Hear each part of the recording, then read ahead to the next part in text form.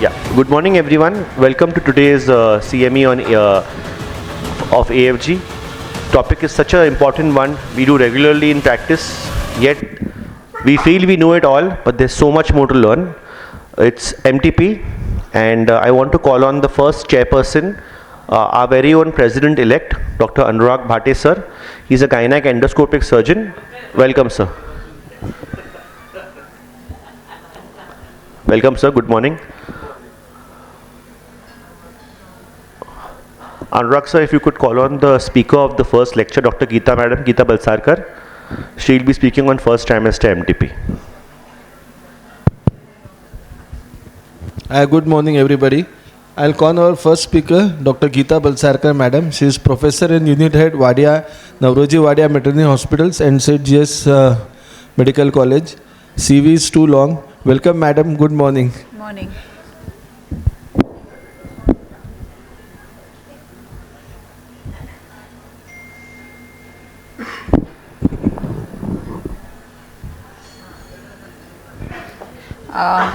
At the outset, I would like to thank Dr. Nitin Shah and Dr. Nikhil Datar for inviting me here to speak on this very important topic. I think all organizations must have this every once in 6 months or at least once in a year, because we have to keep updating ourselves. First trimester medical termination is a most commonly performed procedure in obstetrics and gynecology, and today I am here to identify what is already known about this and where are the knowledge gaps.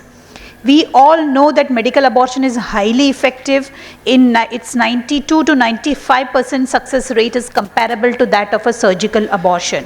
Also, it is a most commonly performed procedure even by the junior most resident of the obstetrics and gynecology. It's also very safe as severe complications are extremely rare.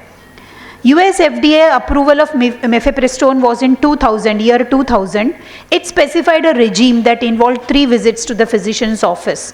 First for counseling and to receive a 600 milligrams oral dose of mifepristone.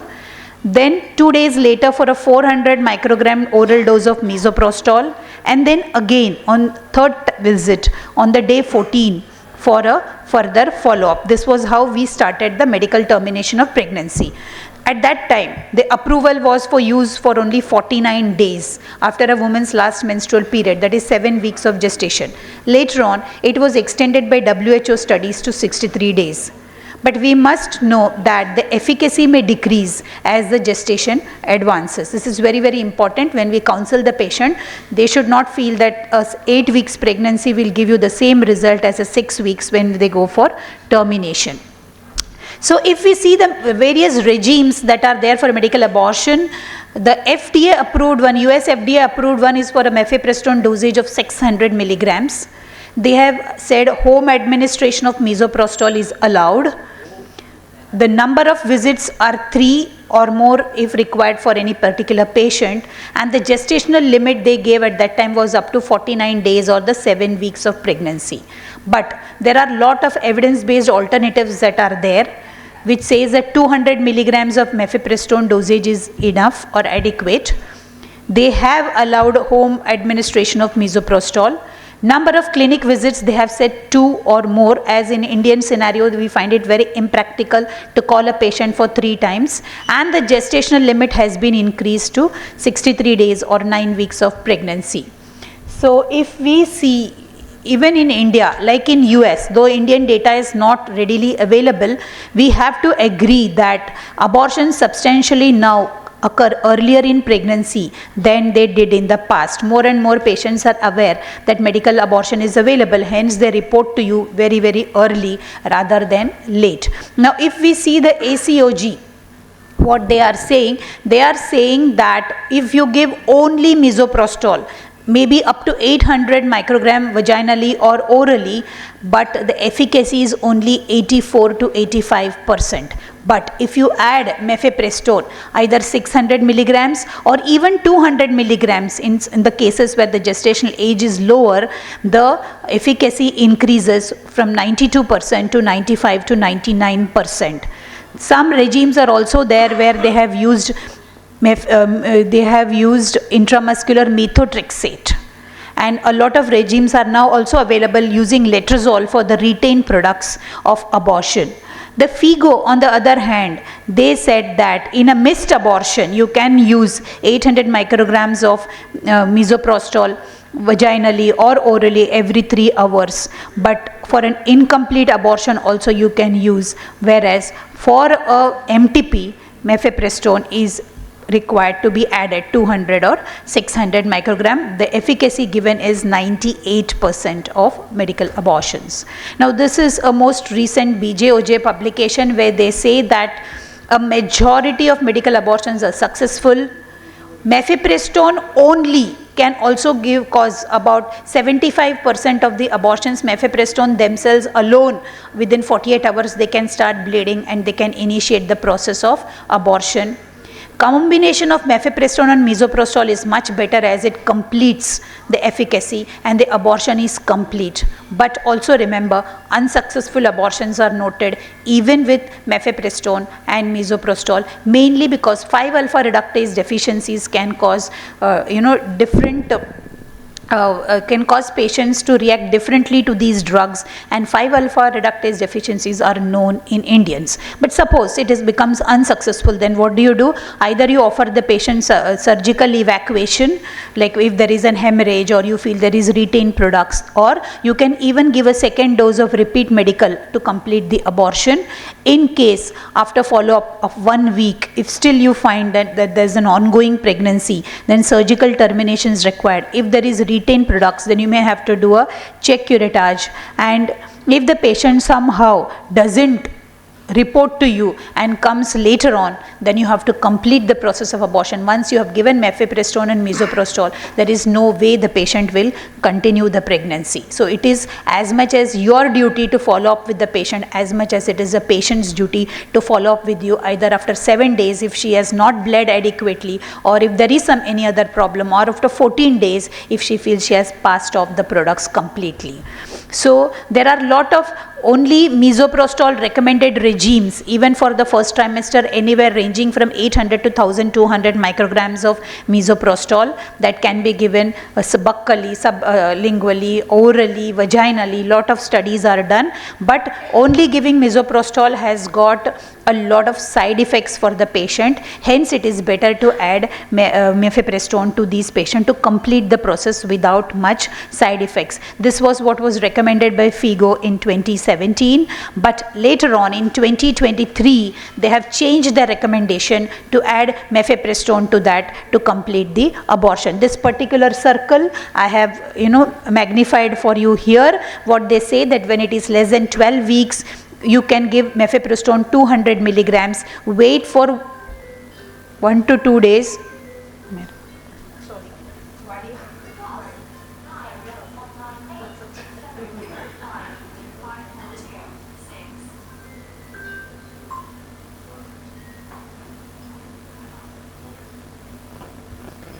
So misoprostol 800 or more than 10 weeks, if the patient is more than 10 weeks, then you may have to give additional doses of misoprostol until the expulsion is reached. Now WHO on the other hand, hello me zara busy hai, nantar phone karte. So WHO has said that incomplete abortion you need not use mifepristone, you can even try with misoprostol. But if it is you are going to do a medical abortion or an induced abortion, then it is always better from the complications or the side effects point of view to give mifepristone to these patients. But the most important thing is WHO is saying that immediate initiation of some form of contraception, that is either hormonal contraception or intrauterine devices, is required in all cases of first trimester medical termination of pregnancy. Now, some points that establishing the period of gestation may be difficult in some cases, like the woman does not remember the date of her last menstrual period. Conception occurred during the lactational amenorrhea, very, very common in Indian scenario. Most patients conceive for the second time within 1 year of delivering if we don't offer them adequate contraception. Wrong dates can be provided intentionally by the woman, or there can be missed or incomplete abortion. So in these cases there comes comes the role of ultrasound. Ultrasound actually is required to be done in the entire procedure of your medical termination. One ultrasound is what is recommended by the Government of India. There are specific indications for ultrasonography before medication abortion, like in cases where there is increased risk of ectopic pregnancy, adnexal masses, or if you feel on PV examination there is tenderness, previous history of ectopic pregnancy, history of treatment for pelvic inflammatory disease, any tubal surgeries including sterilization. So if there is a patient who has undergone TL and comes to you with missed periods and you do your urine pregnancy test positive, kindly do not give medical termination before you confirm that it is an intrauterine pregnancy. Unable to confirm the gestational age is less than 11 weeks, like hormonal contraceptive use, last menstrual period unsure, uterine size discrepancy is there, and bimanual examination. In all these cases, this ultrasound is indicated before doing your medical termination of pregnancy. Well, the lab investigations like the hemoglobin, the urine, the blood group is very, very important. Many of the consultants here, we forget to do the blood group or even ask a history of blood group to these patients who come for medical termination of pregnancy, and later on if she gets sensitized then there can be a big this about it. So remember, whether it is a medical or a surgical termination of pregnancy, all rules regarding termination stay. Kindly do hemoglobin, urine for albumin and sugar, blood group in all these patients before you do a medical termination. And if there is any existing infection, then samples should be taken for a culture for the final diagnosis of the infection. Now what is available in India is a co-packed mifepristone, which is 200 milligrams of mifepristone and 4 tablets of misoprostol, each of 200 microgram. This is easily available. The other two which are available is only mifepristone 200 milligram is available, and only misoprostol 200 microgram is also available. So depending on how much dose, in case it is large, like more than 12 weeks and you want to give 600, then you can even buy one of the kit and 2 of separate mifepristones, or even as many misoprostol as you want is available separately in India.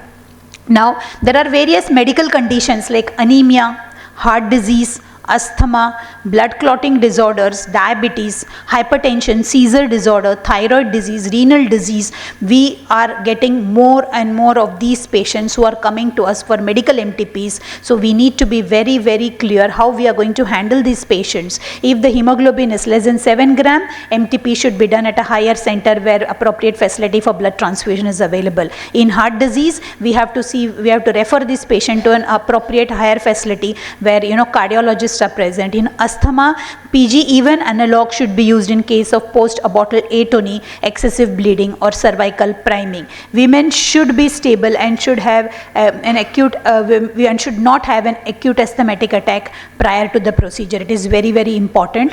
Please take a history of when was the last asthmatic attack, if she does give a history of asthma. Then in blood clotting, we have to keep blood ready. In diabetes, we have to be very, very careful because there are more chances of incomplete abortion and infection later on. Hypertension, we have to use only oxytocin if required for excessive bleeding, or misoprostol can also be used. Seizure disorders, thyroid and renal disease, these are the other patients who come very often whenever they are under treatment or they are being treated for some other condition, they come to us for medical MTPs. Now this is an algorithm of a management of excessive bleeding during the medical management of abortion procedure. That is, woman presents with excessive bleeding PV, then the bleeding is more than her menstrual cycle. How will you ask her how much have you bled? So the bleeding is more than her menstrual cycle. Soaking 2 pads in 1 hour for 2 continuous hours, then you have to wait, you have to take into account, she has to report to you. This is what you have to tell her, that you have to report to me if you bleed more than 2 pads in 1 hour for consecutive 2 hours. But you can wait for the bleeding, which decreases over time once the products are passed. Give her routine care.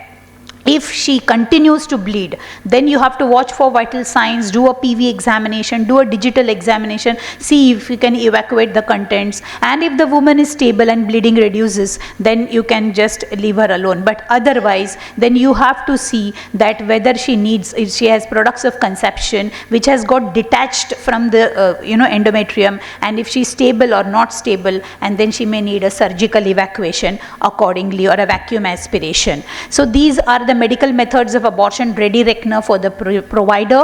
What do you do on the first visit? What you have to tell the woman, how do you counsel her, what you do on the second visit, and what do you do on the third visit. So it's very specifically mentioned by the Indian government in the MMA ready reckoner what to do at each visit of the patient. So now what are the complications, so what are the, coming to the complication of the drugs. There are a lot of complications of mifepristone, we all know, very common, they are uterine cramping, nausea, vomiting, diarrhea, and less common are heavy bleeding and any infection, light or moderate cramps, skin rashes, headaches, malaise, hot flashes, dizziness, chills and fever. They are not uncommon, quite common we can get, especially when they are used in higher doses. And when we use misoprostol or mifepristone, for induction of labor, or for misoprostol we use when these patients are known to get fever and serious any skin disorders. Now mifepristone by itself, if it is given in high doses and that too for a long time, it can cause a prolonged Cushing syndrome. And remember, mifepristone by itself can cause potassium change in the potassium, or it can most commonly known to cause hypokalemia. Therefore, it is a good idea to tell whenever you are giving any patient mifepristone for medical termination of pregnancy, ask them to take a lot of bananas, coconut water, some form of potassium that you can give that will prevent the hypokalemia in these patients. And if you see the yellow circle here, which most of us has experienced, mifepristone causes, because of its anti-progesterone effects, it causes increased endometrial thickening. So when we do an ultrasound after 2 weeks or 3 weeks for completion of the medical abortion, it is not uncommon to find increased endometrial thickness in these patients. And many times we feel, is it complete or not complete? So remember, that could also be an effect of mifepristone that you are giving for these patients. The increased endometrial thickness is because of the mifepristone that we are giving in these patients. If no sac is seen, it is safe to conclude that the abortion is complete.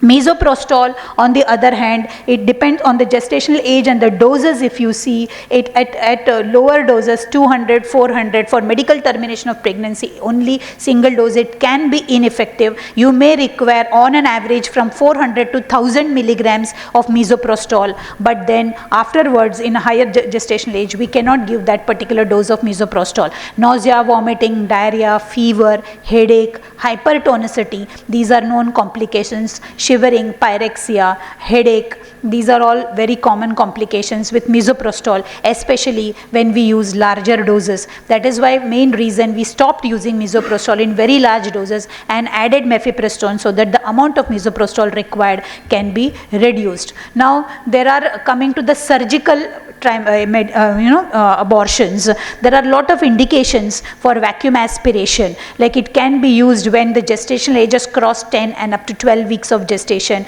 Vacuum aspiration can also be used for incomplete abortion, missed abortion, high density-form mole, and if you want to remove the residue after surgical management of an ectopic pregnancy. There are some contraindications as well, like the presence of cervical, vaginal, pelvic infection and the suspicion of any uterine perforation or an ectopic pregnancy. Special precautions should be taken when we are using a lot of pressure. An MVA syringe, the vacuum aspiration syringe, is quite safe for the first trimester medical abortions.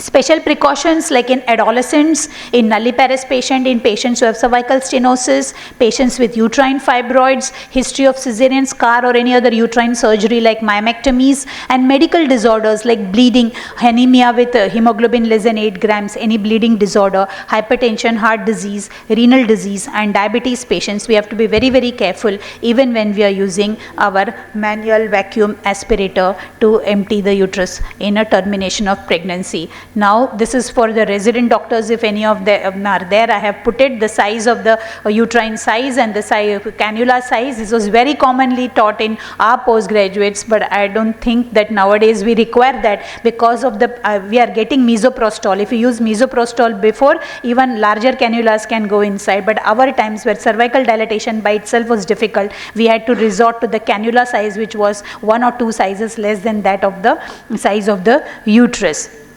Then the MVA procedure checklist is there. We have to prepare the instruments, prepare the woman, perform cervical antiseptic preparation and administer the paracervical block, which we used to do at Wadia Hospital. We would not give a general anesthesia, we would do under local and paracervical block. So now there are comparative features of the vacuum aspiration and the manual vacuum aspiration and the other aspiration, like both are very effective. Time taken for the procedure for both is same, and the pain relief for the oral analgesic and the local anesthesia is adequate for both. Basically the pain happens only when we negotiate the cervix. Therefore we must not keep going in and out of the cervix. That is what gives the patient pain. If we once we go inside, we stay inside till completely everything is sucked out, then it's quite painful. Injury to the cervix and vagina are rare, and there are electric supply is not required, regular maintenance is not required in a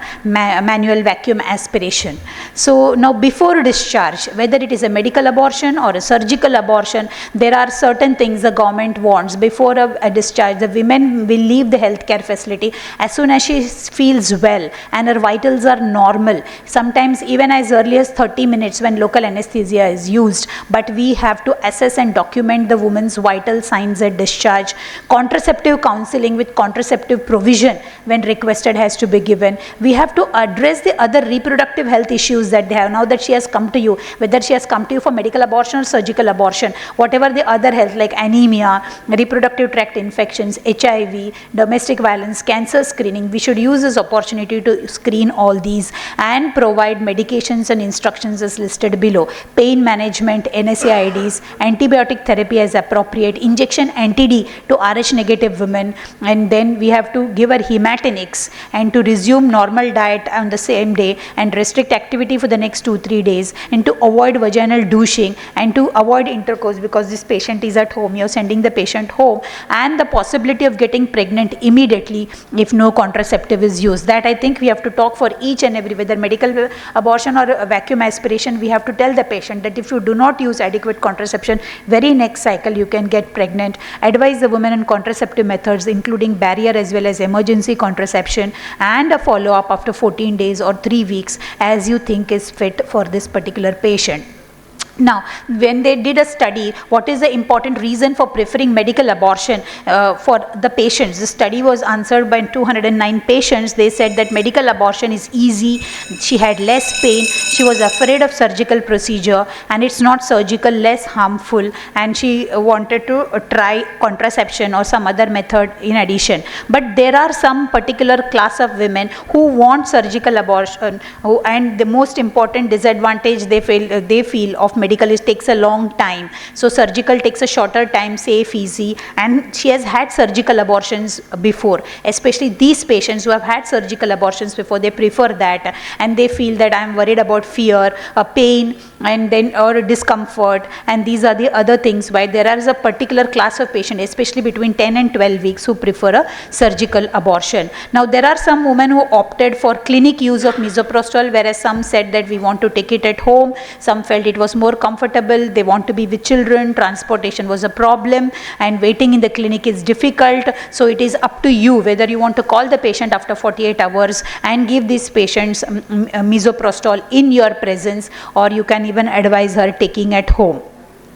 Only one problem I have faced is some of these patients, once they feel that they have passed the products, they stop taking the misoprostol by themselves. If you don't tell them that you have to complete the course, they stop taking it and then may come to you with retained. And then there are some reasons for additional surgical interventions, like before the 2-week follow-up visit, if there is a heavy bleeding, or at the 2-week follow-up, if you find there's an ongoing pregnancy, incomplete abortion, unnecessary intervention, sometimes the provider's decision or request by the women, then we may have to do that. So the best and worst features of medical abortion are there is no surgery, easy, being at home, natural like menstruation, no stress, fear, no disadvantage. But the worst features are the bleeding, the pain, and waiting for the abortion to happen, the nausea, or if it gets unsuccessful, then these patients are not happy with the medical abortion. The best and worst features of surgical abortion are the best features, it's done quickly, certain result, less pain, easy, safe, and no disadvantage. The The worst features are the pain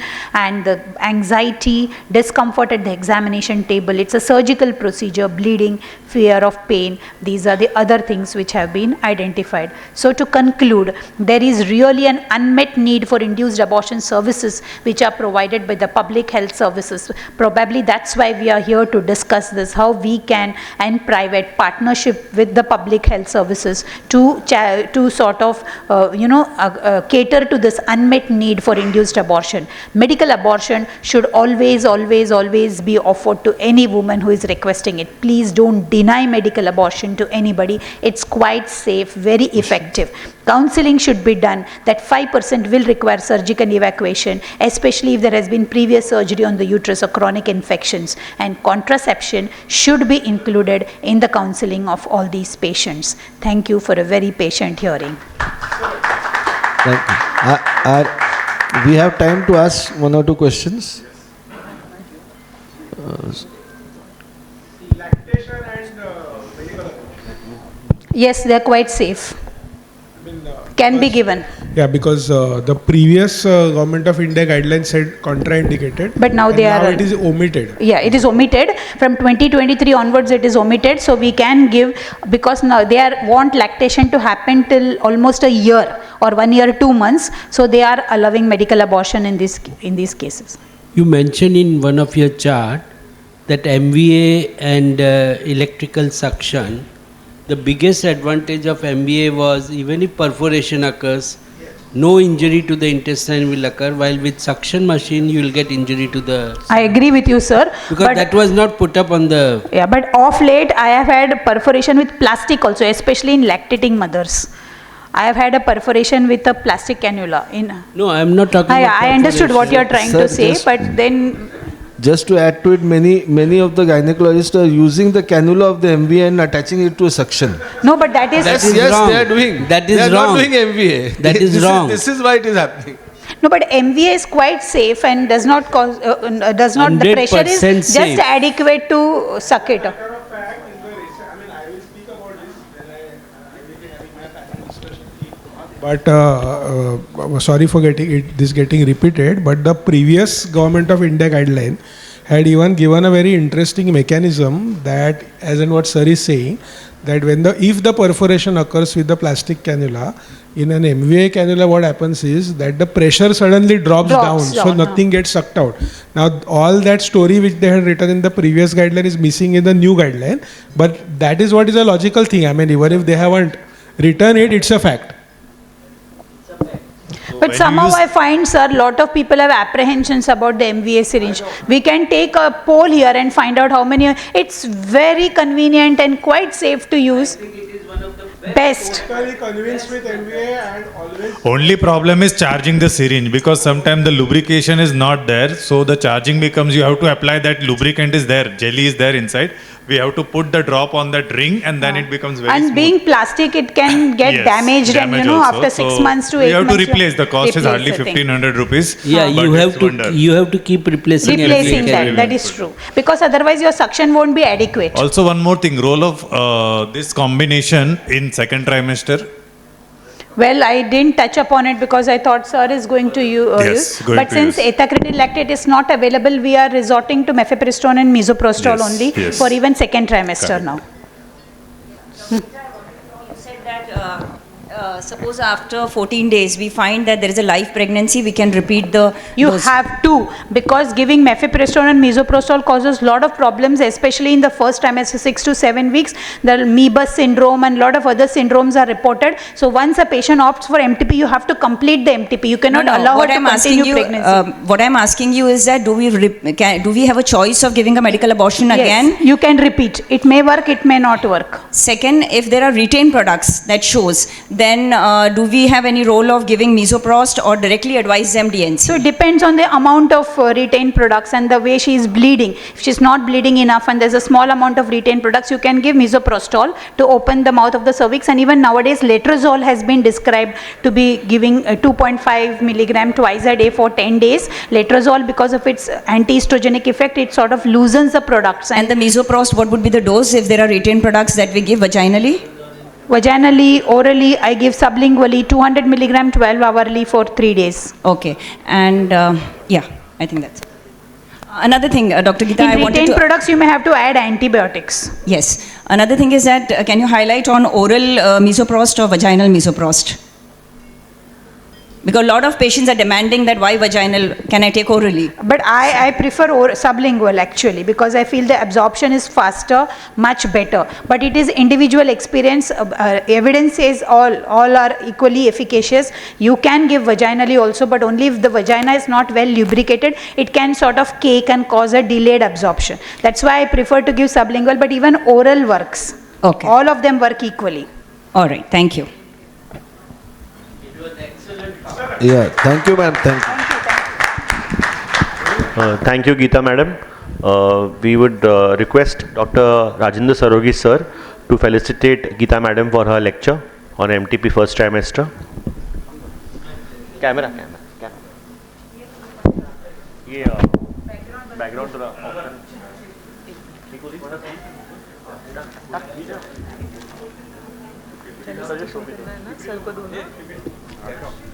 Yeah, the momento, Ashwini, please. Yeah.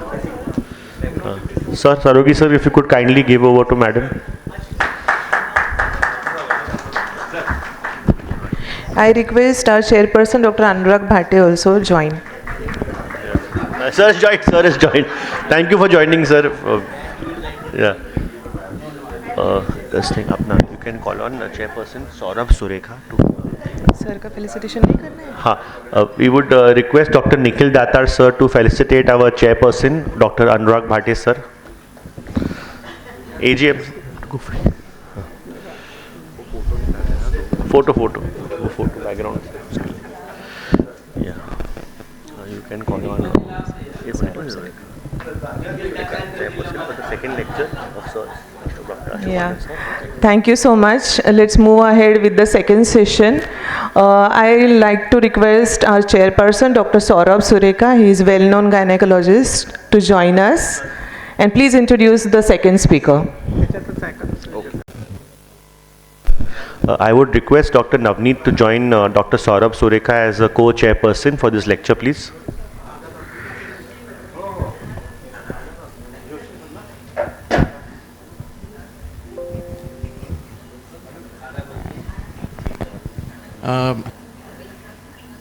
Dr. Ashok Anand sir is here. He is a well-known gynecologist, professor, Department of Obstetrics and Gynecology, Grand Medical College, Mumbai, and he'll be speaking today on second and third trimester medical termination of pregnancies. Over to you, sir. Good morning, everyone. At the onset, let me thank the organizers for inviting me for this. My topic is late trimester medical termination of pregnancy. And this is all because of Dr. Nikhil Datar, that I'm here and we are discussing this issue. Otherwise, it would not have happened. So, it all started, just little background. It all started when I was in a OPD, and one fine day, Dr. Nikhil Datar came along with Nikita Mehta and her husband in the OPD. He said, "Sir, she's 26 weeks pregnant. The baby has a complex cardiac anomaly, and we want to terminate it legally. And therefore, we have filed a petition in High Court, and we require your help." And that is how I got associated with this actually. The report was made by then Dean. He was a surgeon. And obviously that report was negated by the High Court. They again asked us to review. Another report was said, and since the pregnancy was 26 weeks, the no permission was given for termination. High Court also said no. Matter went into the Supreme Court. Supreme Court obviously said no. It went into Parliament. I suppose with a hand it was, the cap was not raised, and that is how it all started. But patient aborted. So this is how it started. So then the individual cases were filed in a Supreme Court, and the Supreme Court started giving the permission for a termination of pregnancies, individual cases. One such famous case was 13-year-old rape case, which was all over India, all over newspapers and electronic media. Again, I was associated along with Dr. Datar in that case. And after collecting so many cases, it was, convinced to the authorities and the ministries that yes, we have advances in the imaging sciences.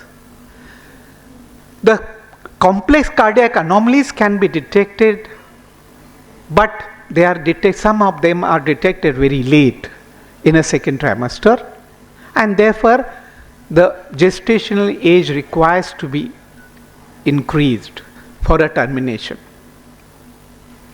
Then, with the consultation of our experts for the dignity, confidentiality, for safety and well-being, the draft was prepared, and it was of course headed by our Honorable Nitin Mahajan sir. And on 29th of January 2020, the cabinet approved this bill. Then it was approved on 16th of March 2021 by the elders, Rajya Sabha. The next day it was approved by Lok Sabha. On 25th of March, Honorable President gave a consent or assent, and it was published in a gazette. On 24th of September 2021, the act was notified for the commencement, and on 12th of October 2021, the rules of MTP Amendment Act 2021 were published in an official gazette. Now, how is it different? What were the amendments? Now, earlier we all know that opinion of one RMP, registered medical practitioner, was required till only 12 weeks. And between 12 to 20 weeks, you require a opinion of 2 RMPs for the termination of pregnancy. Now it was changed. Now you require only 1 with this amendment. Now what has happened because of that? You have a number of facilities which has increased, and therefore the patients can avail, like especially the PSCs and all. They can avail the facilities there because most of the PSCs have only 1 doctor. Then comes the gestational age. Yeah, this was a major. Earlier we had 20 weeks only, but now this cap was increased up to 24 weeks or even more in certain conditions. Now the limit is 24 weeks in a special categories. Not all, of course, but in a certain categories it can be done up to 24 weeks. And therefore what has happened? It improved the access to the safe and legal abortion for a vulnerable woman, and because of reduction in unsafe abortions, the maternal mortality obviously has reduced. Privacy issue? Yes, there was a regulation in 2003. The information is not to be disclosed except under the authority of a law. That was earlier. New insertion was the name and particulars of the woman whose pregnancy was terminated shall not be revealed except to the person authorized by the law in the force. What has happened is because of that there is increased privacy and confidentiality, and it safeguards the rights and dignity of the women in the spirit of international guidelines. And then the MTP, what is amendment? rules under MTP amendment to 2021. So it prescribes the rules on categories of a woman who can avail this abortion facilities between 20 to 24 weeks. It tells you the norms of RMP opinion at a different gestational age. It also tells you the facilities where you can perform the abortions, and then there are powers and functions of the medical board. So the first and foremost about in the MTP Act, who can avail between 20 to 24 weeks of gestation was a survival of a sexual assault, rape or incest. Obviously, then minors can avail this. The change in the marital status during the ongoing pregnancy, the husband dies in accident, she gets divorced, and she is pregnant, second trimester, more than 20 weeks. She can avail this facility. Physical disabilities, mentally ill women, including a mental retardation, and the commonest fetal malformation, commonest cause for which majority of these women are referred to us between even after 24 weeks is a fetal malformation that has a substantial risk of being incompatible with the life if the child was born, if it would suffer from such a physical or mental abnormalities to be seriously handicapped. It was for this reason actually the movement started. And now there is another, that is the pregnancy with a woman with a pregnancy in the humanitarian settings, disaster or emergency situations like situations as declared by the government. We have seen in a corona. There can be epidemics, there can be a natural disasters. So these are the women they can avail. Now, who can give an opinion about the MTP? Up to 3 months, up to 9 weeks, the person who has 3 months of experience in the OBGYN, 10 cases of MTP, or assisted 25 cases of MTP, or of which 5 are independent. Practitioners with a postgraduate degree or a diploma, anyone who has completed one posting in a OBGYN, 6 months posting, or anyone who has worked for more than 1 year in a OBGYN hospital. Up to 12 weeks, assisted 25 MTPs, more than 5 independently, degree or diploma in OBGYN, completed 6 months of house surgeoncy, or you have worked more than 1 year in a OBGYN hospital.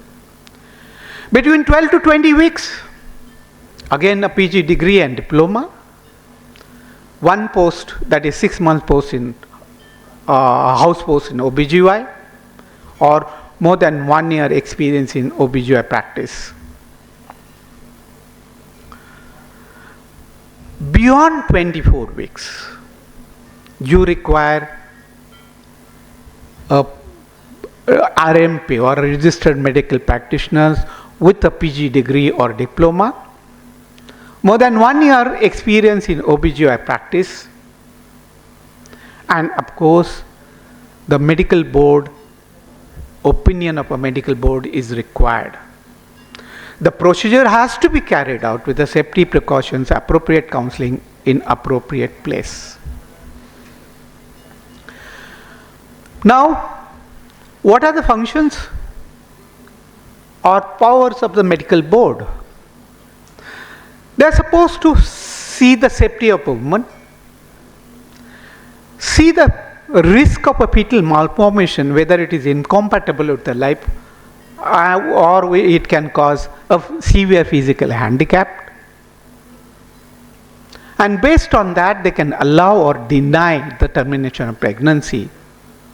In case required, they can also co-opt other specialists for their opinion, or they can also allow or ask for the additional investigations. What do they require to do? They require to examine, they require to provide, and they require to ensure. Examine the woman and her reports. Provide the opinion in Form D. Either it is accepted or rejected. And then ensure the procedure is carried out safely with the counseling within 5 days of a request. Remember, the opinion has to be given within a period of 3 days, and the termination has to be done within 5 days. Now, the composition of medical board, you require basically 3 people. 1, a gynecologist, pediatrician, and radiologist or sonologist. The gynecologist will always be in a chair. There should be 1 woman and 1 member from a government hospital.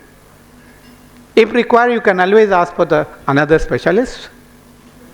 Or if the member is absent or unavailable, you can always substitute. Now, as far as the facilities are concerned, till 12 weeks, you require only a gynecological table or labor table, resuscitation, and sterilization equipments, drugs and parenteral fluid, backup facilities for a treatment of shock, and facilities for a transportation if required. Till 24 weeks, operation table and instrument for the performing abdominal or gynecological surgery, that is additional to the up to 12 weeks, whatever you require up to 12 weeks. Anesthetic requirements, resuscitation requirements, and sterilization equipments, drugs and parenteral fluids for emergency use, notified by the government of India from time to time. And beyond 24 weeks, you should be having an operation table, instrument for performing abdominal or gynecological surgery, anesthetic equipments, resuscitation equipments, and sterilization equipment, availability of drugs, parenteral fluids, and blood for the emergency use, and the facilities for a procedure under ultrasonic guidance. Medical boards are in all the districts.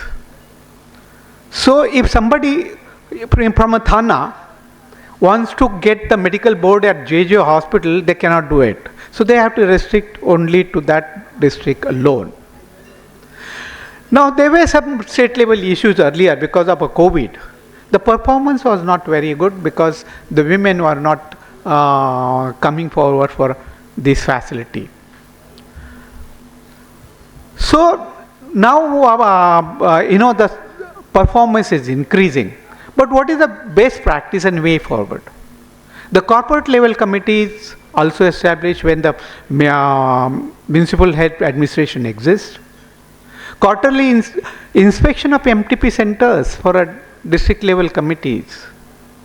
There is an informal award scheme, especially in places where the sex determination is rampant.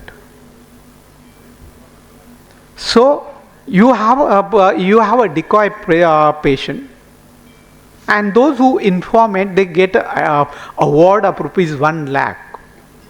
There is a toll-free helpline also, and you must see that the amendments are implemented. What are the mandatory documents for MTP? 1, Form C, all of you know it. Consent. From the Form D, it is a medical board opinion. Either it is approved or rejected. Then the post-procedural report.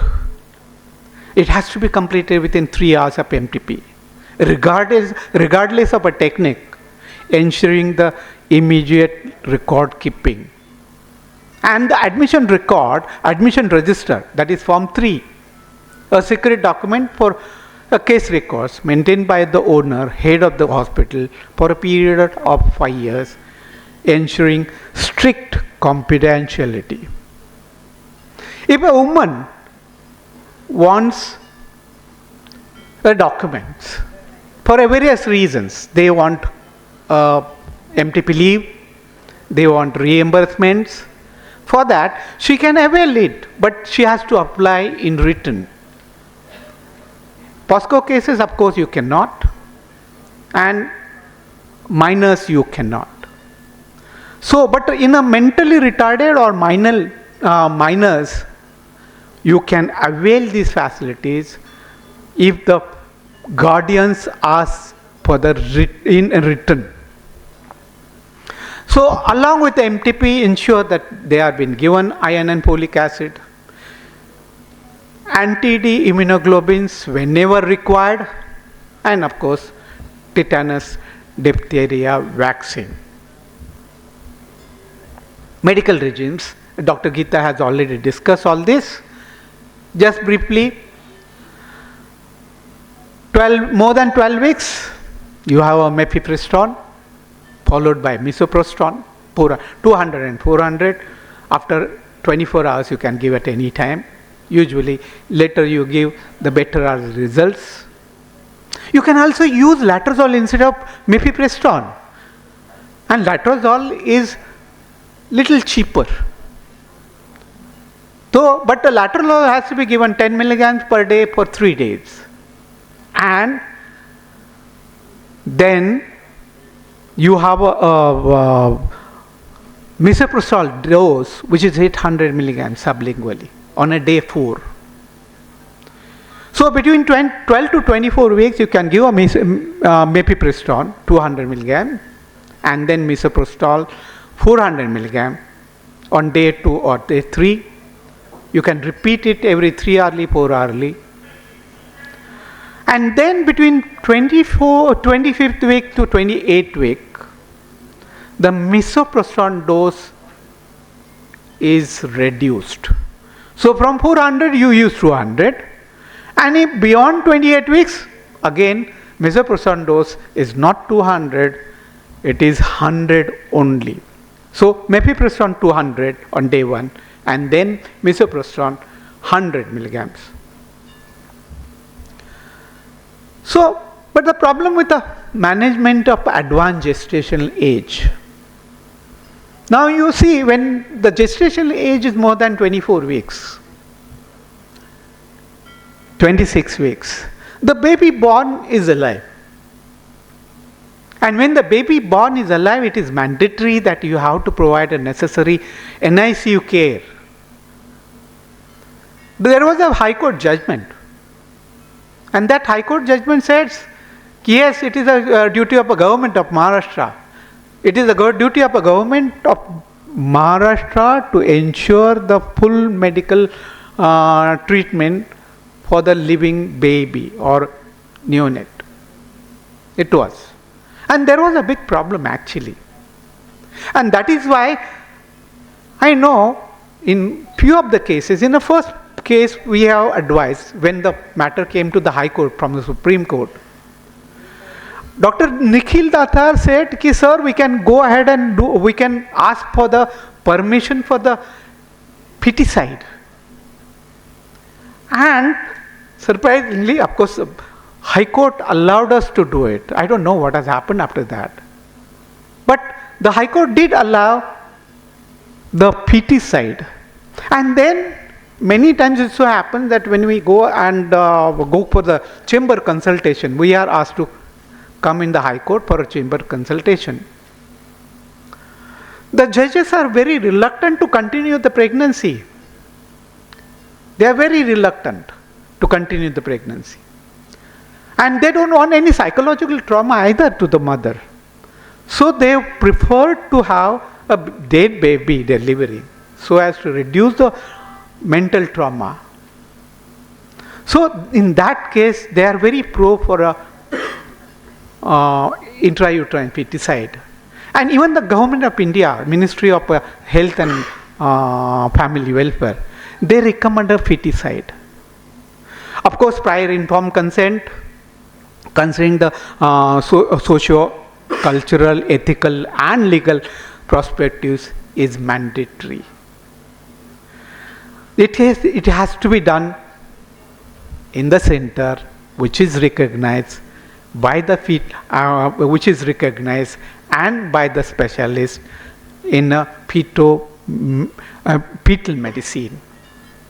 So that includes methods like KCL, intrauterine, intraamniotic, intrathoracic digoxin or lignocaine, and of course it is to be done by the skilled fetal medicine specialist. You must confirm the fetal demise by ultrasound. There are three things which we use usually. It is up to the fetal medicine specialist. But what is used is the potassium chloride is used, commonly used, digoxin is used, and the lignocaine is used. The potassium chloride is highly effective, administered on a day of abortion or 1 day prior. The asystole confirmation is immediate, requires expertise, and dose is 4 to 5 milliequivalent. The other two is digoxin and lignocaine. It can be given intraamniotic or intrafetal. It has little more failure rates. Requires 1 day for a fetal absorption before the misoprostol, usually confirmation of a asystole before the initiation of abortion, and it is easier to use. No USG is required if the intraamniotic injection is used. Safe maternal serum levels, they are below the therapeutic range. The dose is 1 to 2 milligram. And if both these are not available, you can use a lignocaine. It's effective, administered on the day of abortion, on a day or a day one prior. The cardiac cessation, asystole occurs within 5 minutes, and intracardiac requires more expertise. Intrathoracic is safer. Minimal maternal risk alternative used when KCL or digoxin is not available. The dose is 20 to 240 milligram. So what are the takeaway from this? One important thing, madam will be of course talking about it, but a comprehensive documentation. Dr. Nikhil will also be talking about it. Comprehensive document. Maintain the meticulous records for every MTP case to ensure the legal compliance and patient confidentiality. It has to be a patient-centric care. Prioritize the patient's consent, confidentiality, emotional well-being throughout the MTP process. Adherence to the medical records. Strictly follow the guidelines for a drug administration and feticide, adapting to the gestational age and patient's history, and ensure all the staff are adequately trained and updated on the latest MTP protocols and techniques. I thank you very much for that.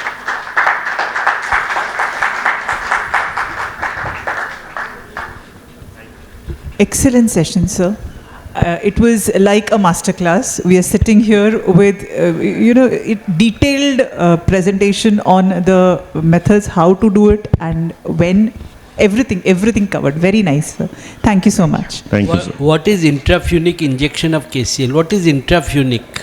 Funic. You have shown in one of your slides. Umbilical cord. Umbilical cord. Okay. Second thing I wanted to know, suppose I have a patient who is about 26 weeks pregnant. Due to all these reasons mentioned, how should I go about? Should I refer the patient to JJ or municipal corporation is allowed now? No. See, actually, the medical board is at JJ, for the Mumbai region. For the Mumbai. So, And if it is more than 24 weeks, then she has to be referred to the medical board at JJ. Now I'll have to send the patient to the OPD Yes. and the required consultant is supposed to follow up further. Yeah, there once you send the patient to JJ, if she attends the JJ OPD, within 3 days the opinion will be given. Okay. Second thing I wanted to know. Second thing I wanted, does the abortion to be carried out only at JJ or she can carry out abortion at any other place? See, actually this is what we were telling right from the beginning. I suppose Dr. Nikhil will agree with me. We said that wherever you are desired to undergo a procedure, you are allowed to do so, and that is also agreed or ordered by the High Court. No, because we read in newspaper that so many judgments have come that let the patient go to JJ and get the abortion done. No, see, what is happening is there are some cases where there are little problems. What has happened is, I'll tell you one of the case where the opinion was given by me. The opinion of termination of pregnancy was given by me. The patient wanted to go to other hospital because it was near to that hospital, and then that hospital, they admitted her for 4 or 5 days, and then they again referred her to a High Court. I don't know for what reasons. The High Court entertained them, and then the High Court again asked us to re-examine her and give a report. So it was allowed. We have given the same report. I spoke to Dr. Nikhil about it. We gave the same report. So, but they were furious. They said, you must all examine everything and then give the report. It's okay. You cannot help it. So once you give the report, then Sorry, within how many days? Sorry, I'll just finish this. So, to be very honest, I will be talking about this, what is the hitch and how am I solving this. So once it gets completely solved, then this issue will not come up. Currently there is a problem, there is a legal hitch there, and unless it is not solved, the system will work the way it is. I'll explain what the hitch is, what has been done so far and what is expected down the line. I wanted to know, only divorcee and widows are allowed MTP, not the unmarried girls. See, actually, he will be able to tell you. But one thing, earlier, the unmarried girl was not allowed. But then there was a judgment of CJA. And they said, you cannot differentiate women. Women is woman. So, allow her a termination if she is Sir, judicial activism wala mere pe chhod do, main batata. Okay, I must say this. I must put this on record, and I think I want to say this officially when it is getting recorded. Times of India had made one article couple of years back, 3 men behind women's rights of abortion, and I was the one being the petitioner. Advocate Colin Gonsalves, Senior Counsel, Supreme Court, who represented me in the Supreme Court, was the another one. And the third person was Dr. Ashok Anand, because right from the beginning, ultimately when we require that government support, somebody from government who is convinced with this particular right, I think he has been standing right next to me, with of course limitations being a part of the government hospital, which we understand and respect it, there's no doubt. But this is exactly what was the comradeship that we were able to create, because of which actually we are seeing the amendment to the MTP Act. I mean, people know my name, but the silent work has been significantly done by him. So I want to say this officially on record. But let me tell you one thing. But let me tell you one thing, that whenever, actually for preparing the reports, see, I am a lay person. I don't know how to prepare the report. And if my report wants to be accepted by the High Court or a Supreme Court, then it has to be proper. And it was Nikhil who has helped me right from the beginning in all the cases. So it was sort of a reflected one. Thank you. Thank you, sir.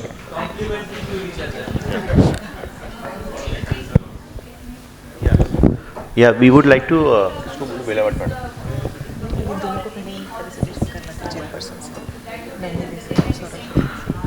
You say. Yeah, for the medical board, you can send the patient at any day. Any time during the OPD hours. Send it during the OPD hours only. I request our chairpersons to felicitate our speaker, Dr. Ashok sir. I request Dr. Nikhil Datar sir also to join. I think we all must stop AFG giving us standing. Yes, absolutely.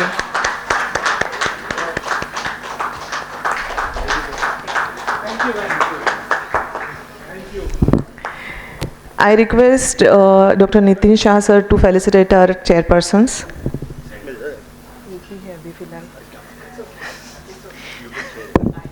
Sorry, you both have to share, I guess. Yes, good friendship. Always. Thank you so much. I think MTP is the only procedure which is blind in case of obstetric, rather in surgical practice, total surgical field. And we have so many dilemmas, and I'm sure we are going home with good take-home messages and absolutely clear mind after these two amazing lectures. Thank you so much. Yeah. We would like to call on the chairpersons for the next lecture. Dr. Priyanka Shukla, madam, if you could come in front. And I would request Dr. Manohar Botwani, sir, to join her as a co-chairperson. He's very keen to do the same.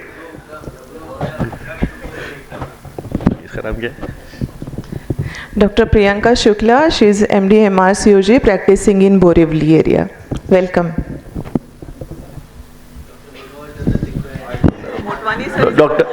Dr. Botwani sir is our very own person. I don't know how to start, how to end introducing. Welcome, sir. Perfect locum for every of these conference. ढूंढता है, पकड़ता है, डालता है. Recently, इसमें भी वैसा PCOS भी वैसा ही हुआ. उठा चल बैठ उधर. Actually, sir, whenever I'm in the MOC, whenever I see sir, I always feel like calling him in front. It's actually like my fault. For all seasons, you know. Anyway. Sir is our savior actually. Anyway, friends, I think by the time we finish the session by 1:30 will be MTP toxicity may arise. So there's a little breakup now. We have a talk. I think this is the one you're going to over onco, right? Yeah. Yes, sir. Right. So we don't have Nikhil's talk. I think will be taken with the panel. That's what. Yes, sir. So now we have the next talk and may have the CV of a gentleman out here. We have the talk on updates in oncology for gynecologists, right? Yes, sir. So now may I invite Dr. Aashish Joshi now. Correct, Who doesn't know this gentleman? I mean, he fascinates us. And with the kind of knowledge we have as regular gynecologists, our onco knowledge is a little on the lower side. So here we have this gentleman to enlighten us on this topic, updates in oncology for the gynecologist. So without taking more of his time, Aashish, welcome to AFG. Thank you so much for gracing the AFG talk. Thank you so much, sir, for this kind words. I'm an odd man out today. There's a lot of MTP, and then I was just talking to... I think that's quite humble of you. But then nonetheless, I think it's a very interesting topic, and it's indeed a teamwork when it comes to managing gynec oncology. And I think a lot of things have changed over the last couple of decades, and more so in last few years with the advent of what we typically call as a precision medicine, which is often now promulgated. I think it's important that all of us learn and learn together because it's indeed a multidisciplinary care that we're looking at when it's treating this supposed to be a difficult but supposed to be curable cancers as well. So this is going to be my take home, and I'll show this take home at the end of my talk as well. The talk is not with a lot of information. It's just basically few updates on 3 of the most common gynecological cancers that we see. One on cervical cancer, one on uterine cancer, and one on ovarian cancer. So two updates each on all 3 important malignancies, which I believe could be very relevant for the practicing gynecologist.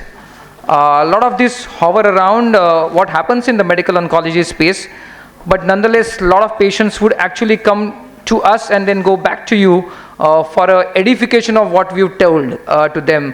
And I think it's important that all of us are cognizant of the recent developments which are happening in this field. So my take home is treatment outcome for gynecological cancers are decided by biology more than anatomy. And that is the kind of a tone which resonates across most of the solid tumors. Now you see 1.5 centimeter triple negative breast cancer could be much worse than a 5 centimeter ER positive breast cancer. I think it's a biology which dictates the way a tumor behaves. Molecular oncology and testing of samples for the same is routine in all gynecological cancers. So this is something which is not out of the way. It's something which we do routinely in our clinical practice. Treatment protocols have seen dramatic change in gynecological oncology with the advent of molecular oncology, and I will run through some of them because it has relevance to what you do in your clinical practice. And medical oncology has an integral role in deciding therapy decision in most of the gynecological oncological malignancies. So what we will discuss in next 15 minutes or so, and please feel to interrupt me in case you have any queries. Part 1 will talk about 2 updates on cervical cancer.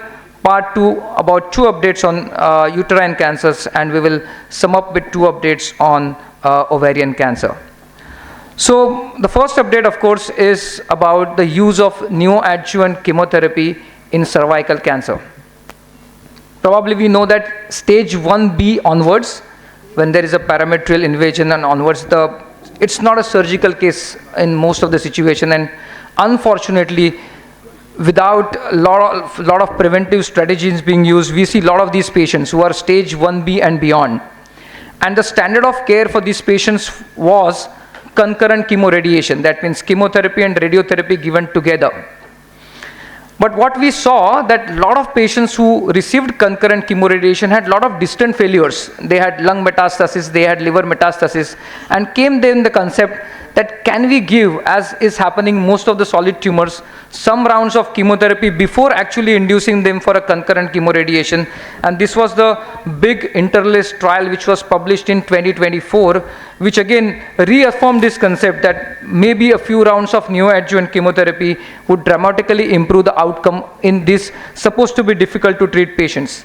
So for stage 1B1 onwards, now the standard of care becomes neoadjuvant chemotherapy followed by concurrent chemoradiation. The second update is you traditionally would have heard a drug called as cisplatin, which is traditionally used for the treatment of concurrent chemoradiation. Again, we realized that patients who are typically higher risk, that is stage 3 and 4A, in spite of concurrent chemoradiation, in spite of cisplatin, still have a significant high risk of relapse. And how can we make their survival or outcome better? And then there is this new baby on the block, which again you must have encountered, immunotherapy. Now immunotherapy is rocking the boat in most of the solid tumors and hematological malignancies, and cervical cancer is no exception. So there was a big study which again got conducted, is for patients who are supposed to be high risk, especially stage 3 and 4A, which have a very high chance of local as well as distant failure in spite of concurrent chemoradiation. Can we make their lives better by adding a drug called as pembrolizumab, which is an immunotherapy? And again, this has again changed the guidelines. So for patients who are stage 3 and 4A, just giving concurrent cisplatin and radiotherapy is not good enough. There is a significant upswing by adding a drug called as pembrolizumab, which is an immunotherapy, and it has changed the outcome of these difficult to treat patients. So as far as the cervical cancer for a gynecologist, stage 1B to 4A constitutes large number of cervical cancers that we see, unfortunately because of the lack of ubiquitous preventive strategies that we have. All 1B2 onwards patient now would receive neoadjuvant chemotherapy in addition to concurrent chemoradiotherapy with a remarkable improvement in the overall outcome. And for all high-risk patients in the above category, which is 3A, 3B and 4A, will probably benefit by addition of immunotherapy over and above concurrent chemoradiotherapy. And so I think the important that probably all of us are aware that there are going to be a two important strategy change which has happened over a period of last couple of years in this non-surgical candidates which have been treated with concurrent chemoradiotherapy from stage 1B and 4A. Then we will move on to the uterine cancer. Often a case is referred to a medical oncologist for fertility preserving strategy in seemingly early endometrial cancers for a younger women who desire fertility. And how do we manage those? Typically, you must have seen a prescription from a medical oncologist which is high-dose progestin which have been given, but there are well-defined criteria which are now crystallized in this particular slide. The patient has to have a well-differentiated endometrioid adenocarcinoma on DNC confirmed by an expert pathological review. We are seeing a lot of serous carcinomas, by the way, and they are not the candidates for fertility preservation strategies. Disease limited to the endometrium on MRI. It should not be extrauterine disease for sure. There should be absence of suspicious or a metastatic disease on imaging. There should not be any contraindication to medical therapy or a pregnancy.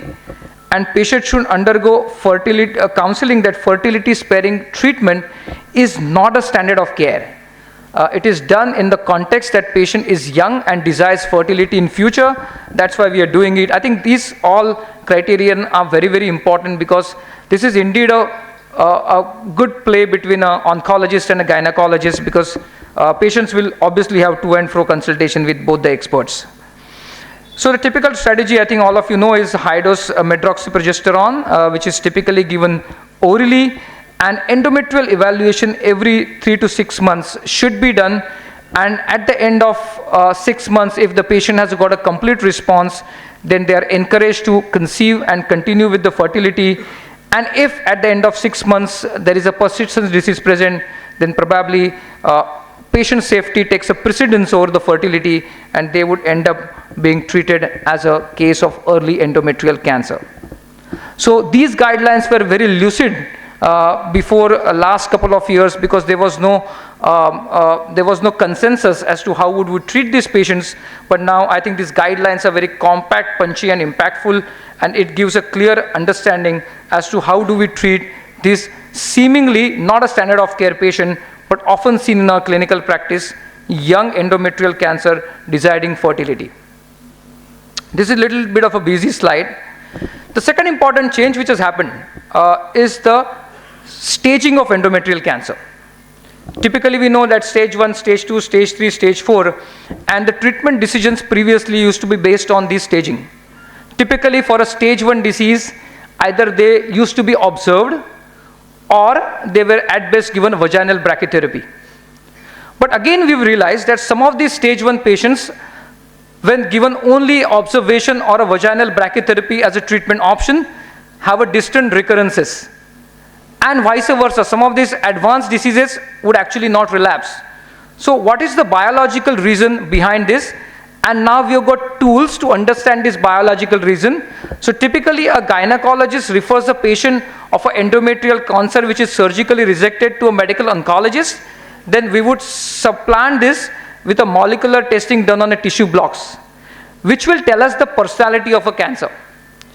And one word probably you could take home is what is called as P53. If an endometrial cancer is P53 mutant, then irrespective of the stage, it's a very high risk disease. And now there are clear-cut guidelines that for a patient who has got a stage 1 endometrial cancer which is P53 mutant, this cannot be observed. You have to supplement this patient with chemotherapy and with radiotherapy, and that has dramatically changed in the way we treat this patient. So anatomical imaging is no longer valid for making adjuvant treatment decision for endometrial cancer. It's a biological rationale which decides and dictates the rule in which we treat these patients. And mind you, we have got 3 sets of patients. The patients who are very high risk, which are P53 mutant, the patients who are seemingly very good risk, which are typically ER positive, PR positive and POL mutant, and then there are those intermediates which are MSI high, which are intermediate risk, and depending on each risk profile, these patients are individual managed. Now this is a typical test results of what we routinely do on clinical practice. When a patient of a endometrial cancer is referred to us for adjuvant therapy.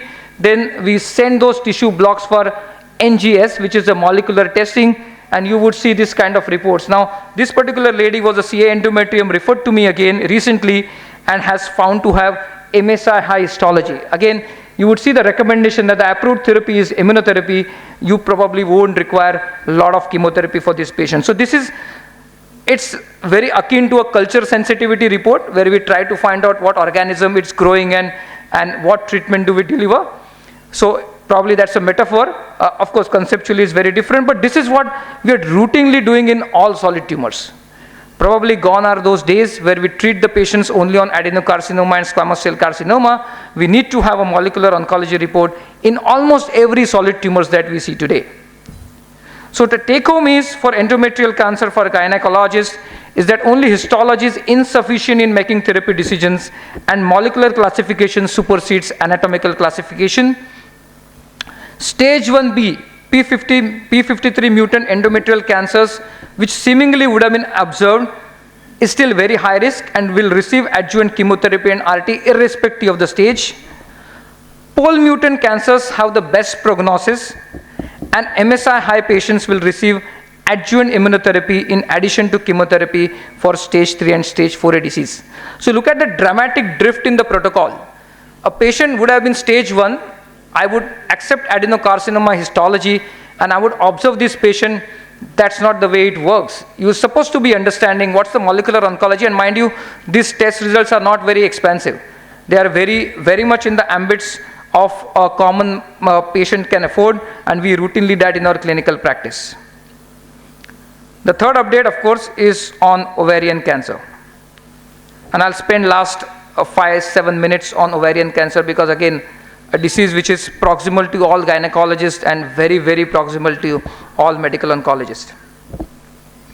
Serous carcinoma is the commonest histopathology that we see in most of the epithelial ovarian cancers, and I'm going to restrict myself only for epithelial ovarian cancer because it's not possible to cover other uncommon histologies.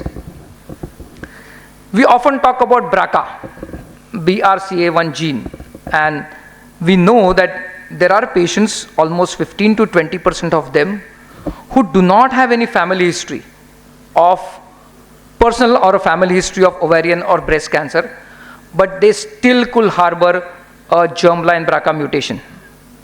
So the dictum is that for all patients, agnostic of the stage, agnostic of the family history, agnostic of anything, would have to undergo a germline BRCA testing irrespective of the stage and whatever the histology would be.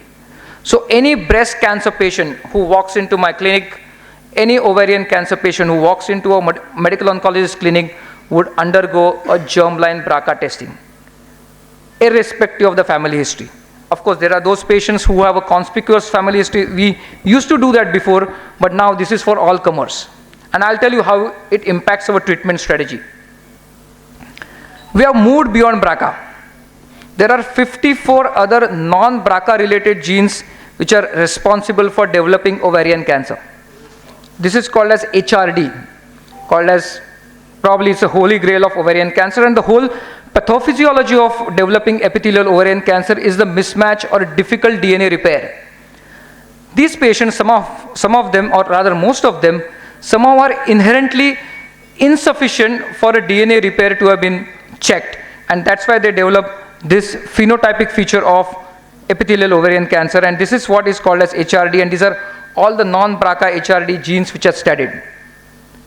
So the treatment implication again is that beyond germline BRCA, we test all the patient's tumor specimen for HRD.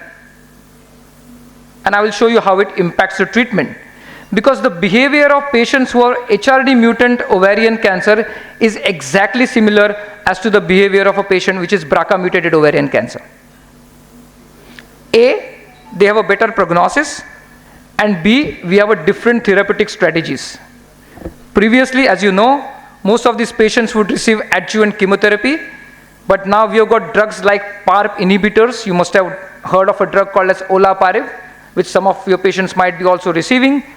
So the studies have proven that those patients who have HRD positive or those patients who have BRCA mutant, just giving cytotoxic chemotherapy is not good enough because many of these patients would have a relapse.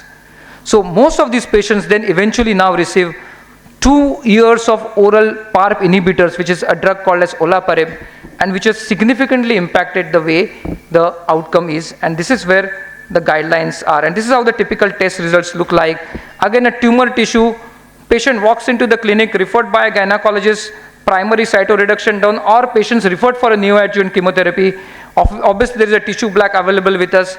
The patient is subjected for a blood as well as a tissue testing for HRD to find out whether they are HRD mutant or no. This is one of the typical results which is seen. Now, this patient was HRD negative, so patient would not receive adjuvant olaparib, but otherwise the patients who are HRD positive would end up receiving much more than the conspicuous chemotherapy that we give, traditionally were giving up until today.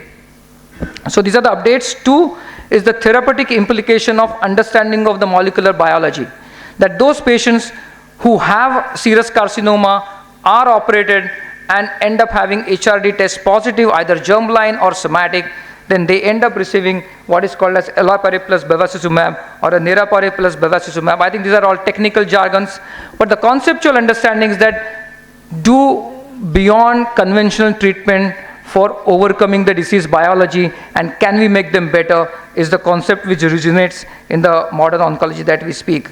So every serous ovarian cancer needs HRD testing beyond BRCA testing. Again, easily available, done on the tissue blocks, not very expensive. After first surgery, all 3-staged ovarian cancers are practically considered as a chronic medical diseases, and most stage 2 and beyond will be treated medically in addition to surgery. And newer drugs like PARP inhibitors targeting these molecular pathways are changing the outcome in the event of adjuvant setting and also in the metastatic setting. So I go back to my take home, which I actually amplified in the first of my slide, is that the treatment outcome for gynecological cancers are decided by biology more than the anatomy. Molecular oncology and testing of samples for the same is routine in all gynecological cancers. Treatment protocols have seen dramatic drift in the way they are treated in 2025, thanks to the advent of molecular oncology, and medical oncology has integral role to play in deciding therapy decision in most of the gynec solid tumors that we see today. With this, I'll conclude my talk. I think I'm 11 minutes before the talk, so maybe if you want, we could take some questions. Thank you. HRD testing is done where and how much does it cost? Yeah, so HRD testing done is, see, this genomic test is basically done across various labs. Not the routine labs that we know of, but there are CAP accredited genomic labs. MedGenome, One Cell Diagnostics, Lilac are some of the names that probably resonate, and that's what we interact with. So these are the labs which are based, most of them are based out of Mumbai and India. So that is where the HRD testing is done. Now HRD testing has got 2 components. One is actually identifying the genes, and secondly to identifying what is called as LOH, which is loss of homogeneity, which tells me what is the level of genomic instability as the patient has. If you study both HRR plus LOH, the cost is around 45 to 50,000. But if you do only HRR, which is fairly sufficient in making a decision, it costs around 25,000 rupees. Now, does HRD testing, like smear culture, antibiotic sensitivity test, do they tell us ki, okay, this is the chemotherapeutic agent which can be used? No, not yet. No. So they will only tell us what is the level of genomic instability. It's for us as a clinician to interpret the results and make the decision for the patient. So every cancer or endometrial cancer, would you say P53 needs to be done? Yes. For every endometrial cancer, predominantly, especially for endometrioid histology. Now for the serous or undifferentiated one or a carcinosarcomas, they are anyways aggressive tumors and you are going to give them adjuvant chemotherapy. P53 MSI is mandatory for all patients with endometrial cancer. Some tests were done in USA rather than in India. Which was that? So there was a test called as Foundation Medicine, which is a comprehensive genomic profiling which is done for solid tumors, which was a preserve of Western world, but no more the case. I think we've got almost 10 or 15 good Indian laboratories which are doing comprehensive genomic profiling. So I think those days are not there. I would probably used to send it before, but I hardly remember sending the patients abroad for a comprehensive genomic testing. Now, how much does this P53 cost? No, so P53 actually is an immunohistochemical marker. It's a part of 9,000 histopathology reports. So if you send a test to a good histopathology lab which does immunohistochemistry, P53, MSI, ER, PR, HER2, so almost all these molecular oncology tests could be even captured by simple immunohistochemistry. It hardly costs anything. But unfortunately, most of the routine labs won't do a reflex IHC. So we'll have to insist upon them that you please do it. So this molecular oncology test which I'm talking about on the NGS basis is not even required for a common man's NGS is IHC. So even if I have a P53 mutant on the immunohistochemistry, that's good enough for me to strategize this patient as high risk and we could start the treatment accordingly. Yeah. So, what is the implication of the investigations in the family members of, because it helps in management, you say? Yes. So that's a very good question. I think in terms of when we are talking about the HRD, there are two components of it. One component is the mutation which is harbored only by the patient. And second component is mutation harbored by the patient as well as family givers. Now you will wonder, how do we identify that? Somebody who has got a blood test positive for a germline BRCA is a hereditary cancer syndrome, unless proved otherwise. It cannot be anything else. So these are the patients wherein you obviously have to do a pedigree charting and go to the risk reduction strategies for the patient as well as the family. But there are large group of patients who have only somatic mutations positive. That means somatic BRCA, but their blood test is negative. So these are the patients who do not harbor germline mutations and they are the sporadic cases. So that's why when we are doing the HRR testing, as when sir questioned me this, we always do the blood and the tissue together so that we understand whether the patient has got a germline or the patient is only having somatic mutations. Those who are having somatic mutations, then probably we do not need to deep dive into the germline testing. I wanted to know, ER positive, PR positive, is it has any significance with CA ovary? Yes, it does. So those patients who are in the metastatic setting, who are seemingly not growing so fast, especially in the recurrent setting, and you want to give them a chemo-free treatment option, then those are the patients who are ER, PR positive. We can put them onto hormonal therapy and keep the disease in remission for a good period of time. So it does have a significance. So all patients with epithelial ovarian cancer would definitely undergo ER, PR testing. If a mother has CA breast and she has not done BRCA testing on her tissue or on her blood, and now the daughter comes to ask us what can we do for her? Correct. How to manage that patient? Correct. So, that most of the gynecologists end up covering is a bit of a breast issues. Yes, yes. Many of them, they come to us with some fibroadenomas, with backhand knowledge of some BRCA, some previous history of breast cancer. So there is a significant change altogether in how do you deal with such tumors primarily. Correct. You know, so if you can just give us an oversight and overhang of the situation. Yes, I think alluding to the question which Dr. Bapat asked is, BRCA is not a screening test. It's very, very important. It's not uncommon for patients walking into the clinic. Can I do a blood test to find whether I have a genetic predisposition? So BRCA is not a screening test. Having just one first-degree relative doesn't necessarily mean that this is a hereditary cancer syndrome. We've got so many patients who have got their mothers having breast cancer, but they end up not receiving, developing breast cancer. So unless there are multiple family members in the first and the second degree relatives, then it's a reflex test for doing a BRCA. Or if somebody has got a family member who has got a male breast cancer, then irrespective of the family history, you have to do BRCA. Somebody who has got a family member who has got a young triple negative breast cancer, then one would think of doing BRCA. But it's not that anybody who has got just one first degree relative qualifies for a BRCA testing.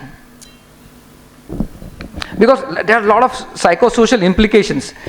It just feels that if you've done BRCA and your BRCA is negative, you feel that you're seemingly comfortable. That's not what it is. Your lifetime risk of developing breast or ovarian breast cancer especially still hovers around 7%. which is for normal women, irrespective of the BRCA. I have a patient, 30-year-old, with a 4-year-old daughter. She lost her nani to breast cancer. She lost her masi to uterine cancer. There's another masi who is surviving, but she is 30 and she is interested in further, she is just a 4-year-old. So how do we go about screening, or can we refer these patients, affording patients, non-affording? How do we tackle these? Yeah, so number one is this seems to be a clustering of the cases. Clustering of the cases is family is not uncommon. They may or may not have connections. Now, it is often difficult to have a histopathology report of those people who have died, because it's very difficult to understand. But the kind of somatic cancers that you are expressing, they are known to be genetically predisposed. So if possible, if feasible, if we can have a tissue or at least some records of the people who have died. So if it's not there, then this patient needs to be undergo genetic counseling. And if the genetic counseling, which probably would tell us that has got a significant high risk of familial cancers, then she undergoes a hereditary germline testing. So we have a Onco-Raksha at MOC, wherein we have Gauri. She is our genetic counselor, because we see a lot of patients, and especially the patients who come to us are the most motivated audience, because they have their kids and kins which have been suffering from cancer and they want to understand. And typically we often come across reports where CA125 is done, CA153 is done, and patient walk into, that's not the screening for cancers at all.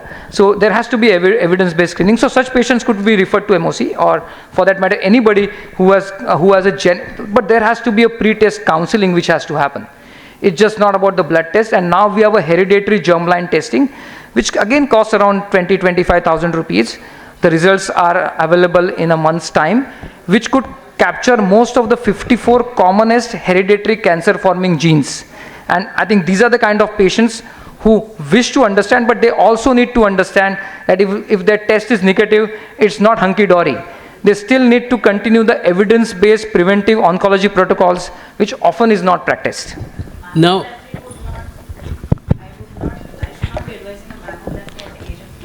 at the age of 30, mammography has no impact. So so if this patient, now if let's say this patient comes and actually turns out to be a germline carrier, then there are specific protocols depending on what genes do you carry. For example, somebody who is BRCA mutant, then from age of 21 we advise for bilateral breast MRI, because the incidence of breast cancer starts from second decade. But again, doing a mammography for a young dense breast which is less than 45 wouldn't have a significance. 45 would be the cutoff? 35? For a sporadic patients, 45 is the cutoff. Family history, 35? Family history, germline BRCA, 20. Okay. Age 20, MRI, but not mammography. Annual MRI. And so much to the extent that patients have undergone a prophylactic mastectomies.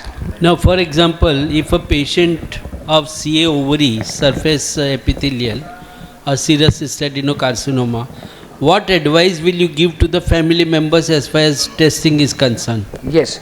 So I would be testing this patient as per the protocol for a germline as well as somatic BRCA. I'm talking about the family members. Yeah, I know. So if the patient's germline BRCA is positive, then I would counsel the family members and do the pedigree charting and do the testing for all of them. If the patient has got germline BRCA is negative, only somatic BRCA is positive, then the family members could be treated as a normal sporadic individual. Then they would not need an augmented surveillance. But if patient is germline BRCA positive, you do a pedigree charting, and if you have 2 or 3 other relatives also germline BRCA positive, naturally they would have one, then they would be on augmented surveillance. They would also be going in for a risk reductive salpingo-oophorectomy after they complete their family. Because the incidence of ovarian cancer is way too high in patients with epithelial, for patients who have BRCA mutant, and we know that it's a very difficult disease to treat. So all these patients, so maybe prophylactic mastectomy is optional because you have got a breast MRI to survey with, but for patients who have BRCA mutant, those who have completed their family after the age of 35, prophylactic salpingo-oophorectomy is must. Very difficult to convince a patient, but it can cause significant risk reduction. Dr. Joshi, there is actually a case going on in one gynecologist whose mother had CO ovary, so she did BRCA, she was negative. Yeah. Okay, and you know about the case. I know about So now, is it possible that at one particular time BRCA comes negative and after some time it comes positive, like which she claims or which has happened in this Correct. case? So I know about this case. There is something called as variant of unknown significance. Variant of unknown significance. Variant of unknown significance, because this NGS or molecule is a new baby on the blocks. The scientific community still do not know the importance of all mutations. So we've seen patients 5 years back, their report were VUS. We repeat their germline BRCA today, and they have come positive. Positive, yeah. So because as we deep dive into the genome of human genome, our understanding of the molecular oncology has catapulted, and the genes which were supposed to be no sayers before have suddenly become significant because we understand the importance of it. So this particular situation is uncommon but can happen. What is uncommonality in this case is that it is done at the same time period from 2 different laboratories. So it depends on what technology, what they have used, because there is something called as Sanger sequencing, then there is called as NGS, and there is something called as PCR. No, so my question is, if it comes negative, do they need to repeat it again to? Typically no, but if it's VUS, if it's variant of unknown significance, it's not like a screening test where you keep on repeating it, it's one-time test. But if it's a VUS, then these patients are closely observed, the way we do it in our genetic clinic, and as VUS database is with us. So VUS is not negative? VUS is not negative. VUS is variant of unknown significance. And some of these VUS, rather large, conspicuous number of them, become relevant as we speak. Yeah, thank you. Well, friends, I think we'll take a little off from the questions. Ashish, let's make one, for me to make one point very clear. You're excellent. Your lecture was super duper. Thank you. The question answer session reflects one fact. Our knowledge of oncology is so poor, we may need you for a day. That's one. No. And more importantly, Ashish, we have this tendency, when it comes to onco, pass the buck. Yeah. Right? So we pass it on to you in case there are any such referrals. Now, before we sign off with this talk, one thing we haven't done is to introduce him. All of us know him by Ashish Joshi, right? But if you look at the way he has started, his CV was not reflected, so we apologize for that, Ashish. That's fine, Some sir. of them perhaps must have seen you, heard you, and enamored by your excellence in the subject. Now, he is a senior consultant, medical oncologist, director and co-founder of MOC Cancer Care and Research Center. Now, this center perhaps is at Villapala and Borivali. All over the country. Okay. Now, this is a small slide I'm reading here. His academic record is impeccable. Gold medalist name what me because it all shows in him. And he's affiliated to a lot of hospitals, the prominent being the Max Nanavati Hospital, Lilavati Hospital, and just go on and on. So in case you need him, he's always there for us. Thank you so very much. Thank you so much, sir. Thank you for those kind words. And we become onco-loving all the more. Thank you. Thank you so much. Thank you. Thank you. Yeah, thank you, Ashish. We all know how helpful Ashish, Vashish, the entire team are. I would like to request Dr. Bela Bhatt, Madam, to felicitate our speaker, Dr. Ashish Joshi. Madam, in the center, please.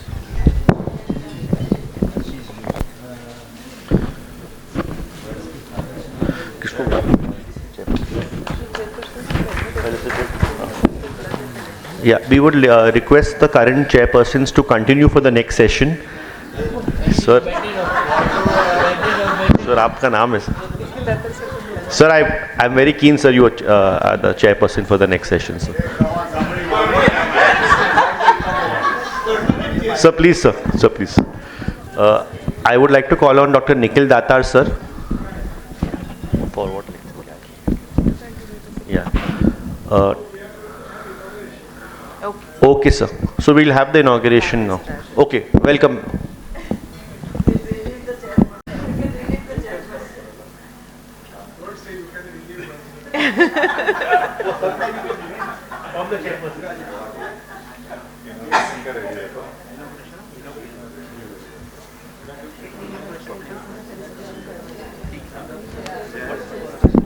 Okay अभी तो मैंने बोला ना go down, इसको बोलो sir, आपको ही बोलता हूँ.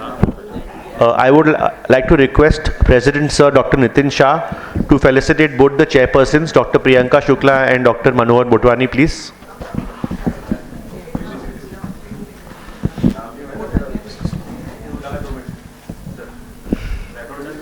Yeah, Dr. Priyanka Shukla also can join the picture. Yeah. Yeah. Thank you. Yeah.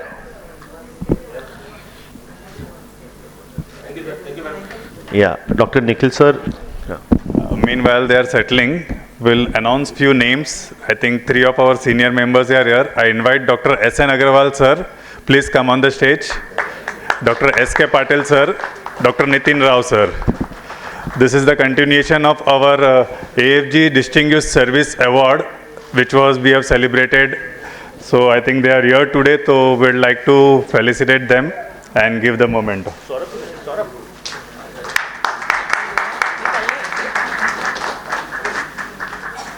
I'll invite Bela madam and Jayanti madam to come on the dais.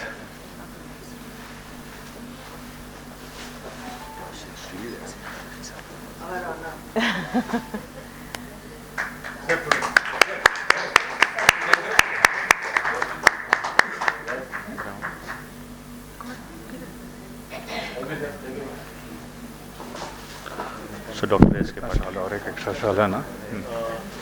S.K. Patil बस ठीक है.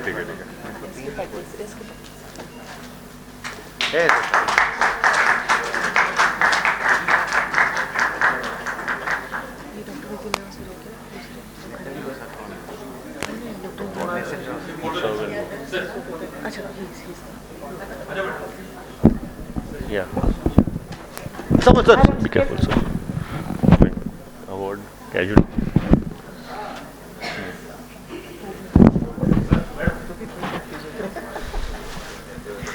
Thank you, sir.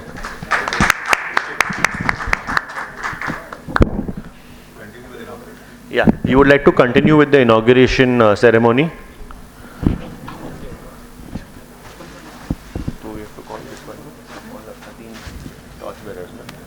All the past president, trustees on the dais. We would like to invite. We would like to invite all the past presidents, trustees, and our esteemed chief guest, Dr. Daksha Shah, madam. Please come on the dais, please. Also, Dr. Nikhil Datar, sir. Who to pass?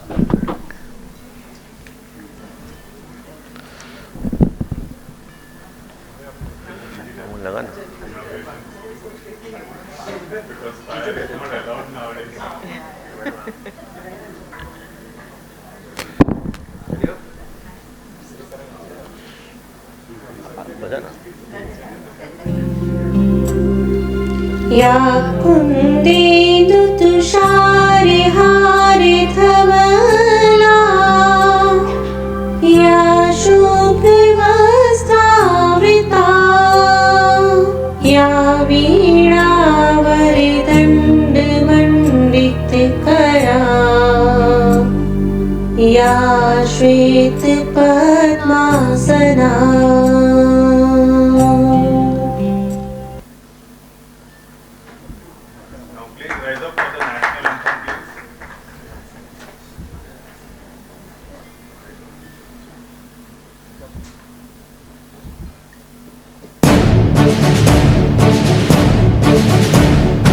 जनगण मन अधिनायक जय हे भारत भाग्य विधाता पंजाब सिंध गुजरात मराठा द्राविड़ उत्कल बंग विंध्य हिमाचल यमुना गंगा उच्छल जलधि तरंग तव शुभ नामे जागे तव शुभ आशीष मागे गाहे तव जय गाथा जन गण मंगलदायक जय हे भारत भाग्य विधाता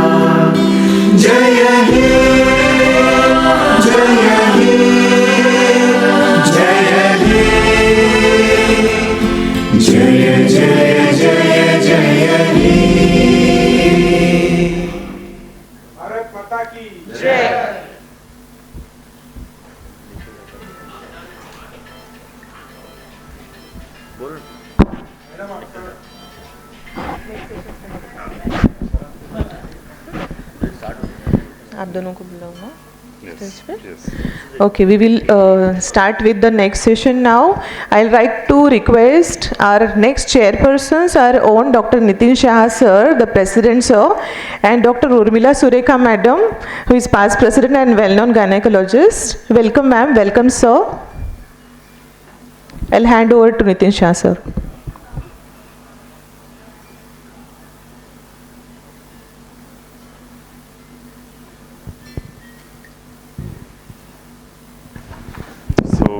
Good morning, everyone. Today we are lucky to have our chief guest, Dr. Daksha Shah madam here. She is an executive health officer from Public Health Department, BMC. She has over 30 years of experience in public health and implementation of all the major national programs like NUHM, TB, HIV, epidemic control, NCD prevention, COVID-19 pandemic, and many more. The current focus area is strengthening primary healthcare and improving access to healthcare for vulnerable population of Mumbai city as well as NCD care service. Superheaded unique strategy of public-private partnership for TB cure, its planning and implementation. Special interest in community engagement, awareness campaign and multi-stakeholder collaboration. Co-investigation of spatial research projects such as serosurveillance, vaccine trial, use of artificial intelligence in X-ray for TB diagnosis, 99 dots, EcoBiostrep, and many more. Was a member of Lancet Task Force on COVID-19 for India. Published several papers in peer-reviewed international journal and presented on many platforms. Author books on a system perspective COVID-19 pandemic control in Mumbai. Thank you very much, madam, for your time in spite of being down with fever and sore throat.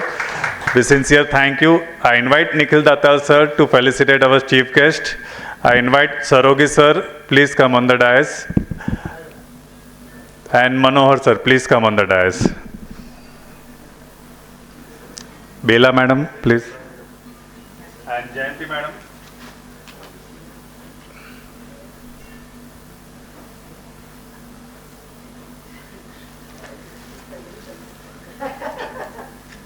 Sir को दे दो.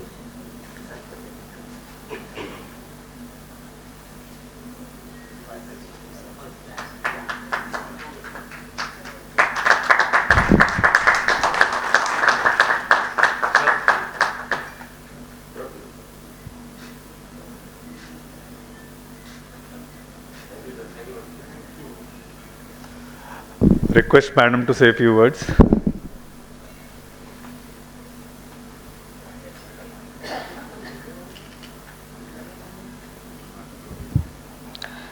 So thank you very much for inviting me, dear fellow colleagues. In fact, I am privileged to have received this honor from one of the very senior faculty members from Cooper Hospital. I see a lot of my friends over here, a lot of colleagues, Geetha, my friend, Nikhil Datar, recently we've been communicating for the Living Will, Nitin Shah, and so many more. In fact, when he invited me for MTP, and I said, "Arey MTP ke upar hi sirf aapne kyun rakha? Like, you know, it's for us MTP. Yes, okay." I said, "You want me to speak only on MTP? There's nothing much to speak on it." He said, "नहीं नहीं madam, वो record keeping के लिए बहुत important है." I said, "Yes, that's the right thing. You have invited me." So anyway, I really thank for the committee for inviting me, and I think it reflects our shared commitment between public sector and private sector gynecologists for improving the maternal care and reproductive health in the city of Mumbai. And when I was going through some of the literature, and of course when we talk about the maternal mortality, and Geetha is one of our committee member, and every now and then when we see, we do see, you know, deaths due to unsafe abortions, and we still, I mean, in 2025 also, we do have maternal deaths which has been actually reported and recorded as because of unsafe and unregulated, you know, abortions. And even though, you know, Mumbai, we have achieved, I would say, the Millennium Development Goals, around 60, we have now 60 per 1 lakh live births. We have achieved the goal of 70 as per the Millennium Development Goals, but I think even if one death due to unsafe abortions, definitely these are many. I mean, we can count it as a lot. So we do have a lot of work to do, because worldwide, globally and in India, around 8% of deaths, maternal deaths, is attributed to unsafe abortions. Mumbai, we have a list of other reasons and causes which I'm sure that you all are aware. But unsafe abortion is something which we can prevent. We just not think about the medical issue, but it is a social issue also. So unsafe abortions, if we want to prevent, then definitely we have to have a comprehensive abortion care. And when we talk about the comprehensive abortion care, it is just not preventing maternal mortality, but it is also about improving the access to the services, our maternal and child health services, the contraceptive services, and access to a safe environment, what we talk about, to the woman. So this is what it encompasses for us as a public health, that when we want to prevent at such a large scale, we need to provide access to the safe motherhood, access to the contraceptive services, and also the awareness. So overall, if we look at abortion, then I feel that it is not just a medical issue, it is a social issue. So it is again about the awareness about the contraceptive methods amongst the women, among the young population, about its availability, and also about, you know, empowering women, or even the involvement of men into those decision making. I'm sure that not much woman is in a position to command you know, the use of the safe contraceptives, because it's all interlinked. And also, you know, there are a lot of decision makers in the family. When a woman wants to undergo MTP, I'm sure that you must be seeing much more patients than me, where, you know, the decisions are not made on the time, and there are always confusion amongst kisko puchna hai, kya karna hai, and there is so much confusion whom to approach. First of all, they will approach is somebody like Mausi or some friend or something who has some experience, and then ultimately they land up with some unregistered practitioners whom they feel very comfortable, because they will not disclose their information. So these are some of the reasons why we still see a large number of unsafe practices. And in Mumbai, if I have to talk about, then we register around 25,000 MTP in a year amongst all of you who report to us. So through the legal practices and through the legal documentation what we receive in our office, we register around 25,000 MTPs. And out of that, around maternal deaths, as I shared, that still we get around 3 to 4 maternal deaths because of you know, such practices. Yes, and out of those MTPs, when we analyze the reasons why these MTPs has happened, or amongst the age wise, we see around 1 to 2% is among 15 to 19 years. Obviously, there are 10 to 15% girls amongst them are unmarried, and amongst them we see the MTP which is happening. And this, I think, we need to kind of think how we can prevent this unmarried girls, or how we can reach our services to them. So obviously the government of India has now, under NUHM, we have now ARSH clinic, you might have heard of it, that is adolescent sexual health services. So ARSH clinic is now been promoted all throughout India, that is urban areas as well as rural areas also. And under the ARSH clinic, it is mainly to give services or the counseling and access to contraceptive advices and services to the young girls. And this is a, I think, important step towards prevention of such unregulated practices. When we talk about safe comprehensive abortion, it's just not the safe medical procedures and you know, the operations. It's also about regulation, so that reflects on us also. How do we regulate the over-the-counter sale of pills, and how do we create awareness? So these are also two important aspects of having a safe abortion. Though being from the government side, I completely understand that controlling or regulating the, you know, this unregulated sale over the counter, I'm sure that now it's not happening, but if it is happening, you can bring it to our notice. Yeah, some of you are murmuring that it's still happening, right? Ideally, it has to be prescribed through a registered medical practitioner, and some of the other pathies, they cannot prescribe it by the rule. But we know that, there are practitioners who do prescribe it, and it's not regulated. So we are also looking at how do we regulate this. And not only this, again, I'm sure over the counter to nahi hua rahega, or you do have some still. So it is accessible to the girls over the counter. So we need to work with the FDA and FSSI also.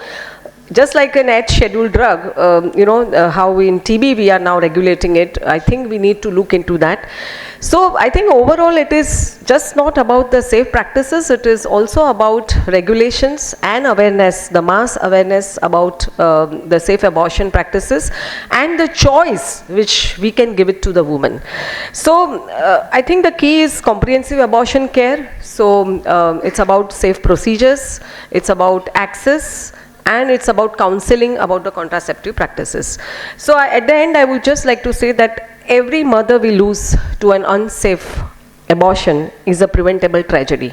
So I really congratulate again the organizers for having thought of this topic, and I hope that we take our shared commitments forward and we work together for betterment of the motherhood and the safe practices for improving the mother health. So thank you very much, and thank you for inviting me. It's my pleasure to be here.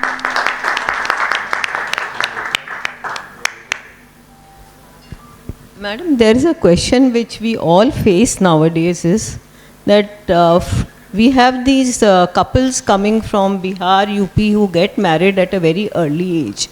And when they come pregnant before the age of 18 years, that is an issue where it is like, it is a legal thing from one side and another side is our POXO Act. And we really don't know what to do. These are young couples who have just come to earn their living, and then they are placed in these situations. Yeah. So I would address it two ways. First of all, legality, you said about POSCO Act and all. I think if we start taking action on that, then of course there's a lot of complications. It's a social issue, we all know.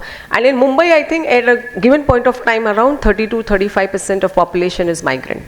And lot of the mothers and the couples who migrate for the work over here, reaching out to them through our ASHA workers and CHVs and our primary health center is a big challenge for us, because they don't know the community, they don't trust a lot, plus their education background are very, very different. So we in and out, we fight, or we kind of struggle to reach out to them to give this services, or I would say the counseling services. Now how do we deal with it? I think only remaining is the counseling. And of course, through our ASHAs and CHVs, we are trying to give this information about our ANMs, I mean, of course, through ANMs also, about our contraceptive advices to this young couple. You know that there is a family register, and there is this information which we are supposed to capture of every eligible couple in our, national format. And these eligible couples who have just married, we are supposed to give them these advices of contraception so that they don't land up having this issue. And I'm sure that many young women who is even, we don't know their age, because the age is not captured in so many states also, and we don't know exactly what is the age when they get married. So rightly I would say I don't have a clear-cut answer about your POSCO thing, whether we can take action based on that. I'm sure that even if you go to police and register a complaint, they won't be entertained much. I'm sure that it is up to the family, but as a medical professional and as our public health machinery, I think our main focus should be on prevention, and main focus should be providing them the right advice and the counseling. Madam, one suggestion. The best treatment for MTP is prevention. Yes. And you said that most of the girls who have problems are in the younger age group. So the only way to prevent is to decriminalize abortion from the other stuff. And the only way out is to teach young girls about sexual health.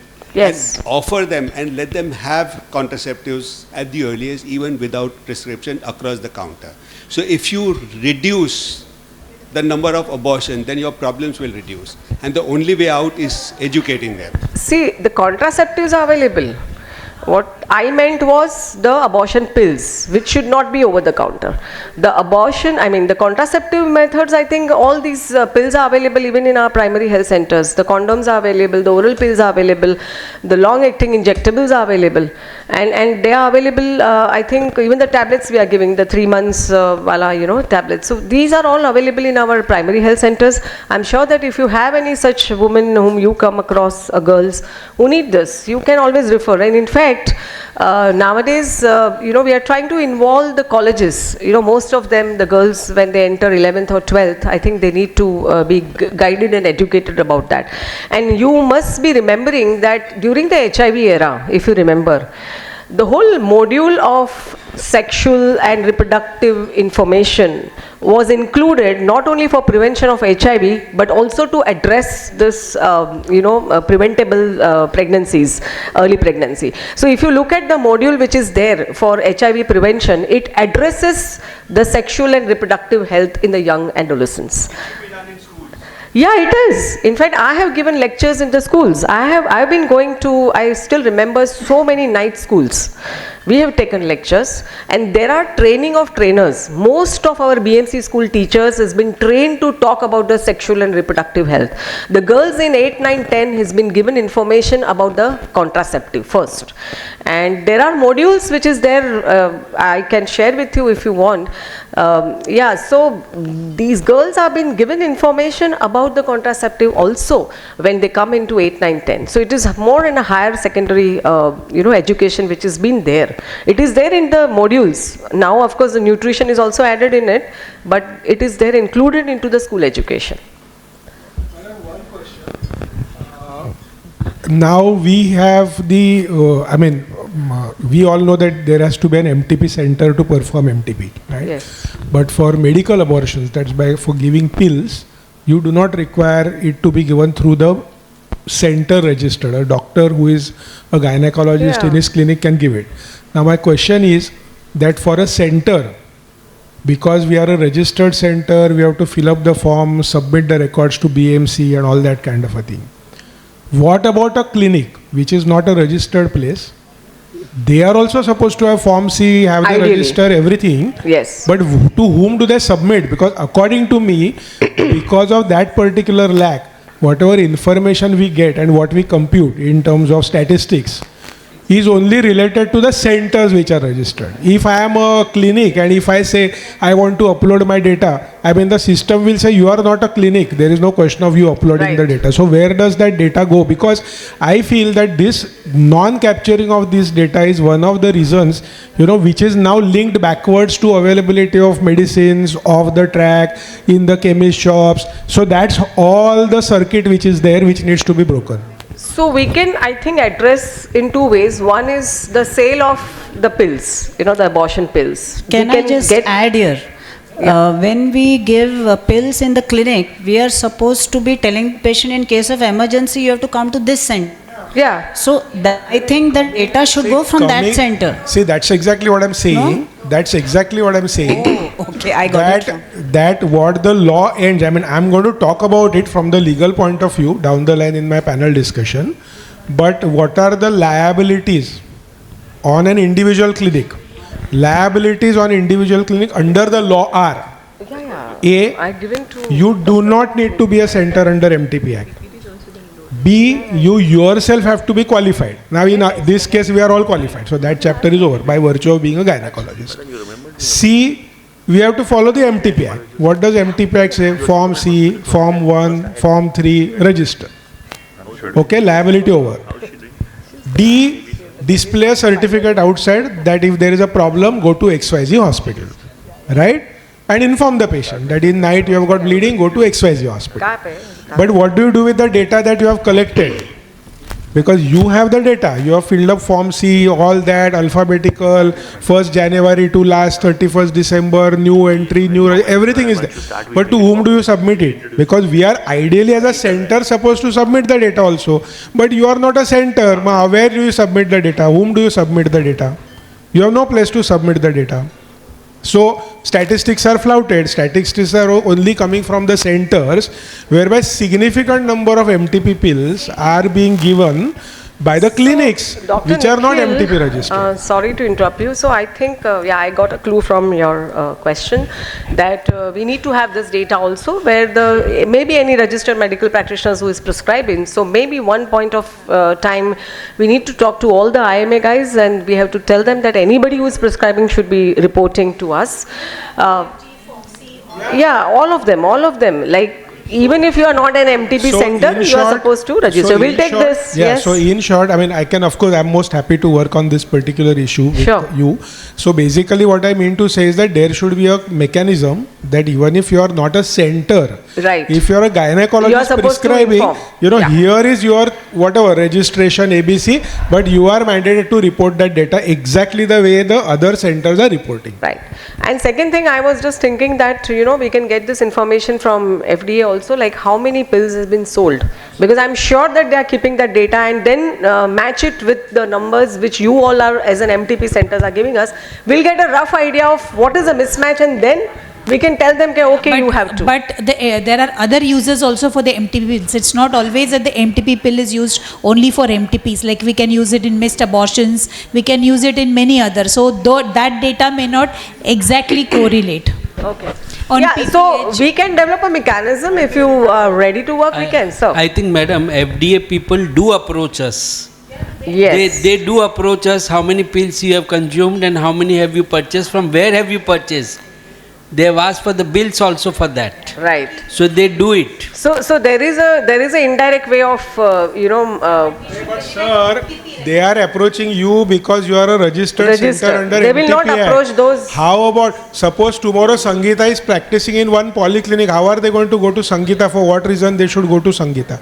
Question is about that. Question is not about you and me. We are anyways reporting what is there for FDA to come. Even if they come same data, there is nothing new in that. Sir, I prescribe it at a polyclinic, but I file the data through the hospital I am attached to. I completely agree. You are filing it. Somebody is taking it. Hospital also should take the responsibility of taking the data, keeping the data, preserving the data. Because I am attached to that hospital, so I do it from there. What I am trying to tell you, madam, is this, that you have such kind of a cordial relationship with XYZ hospital, where hospital is willing to take the responsibility of the data that the hospital is submitting without knowing the truth, believing blindly in you. Fair.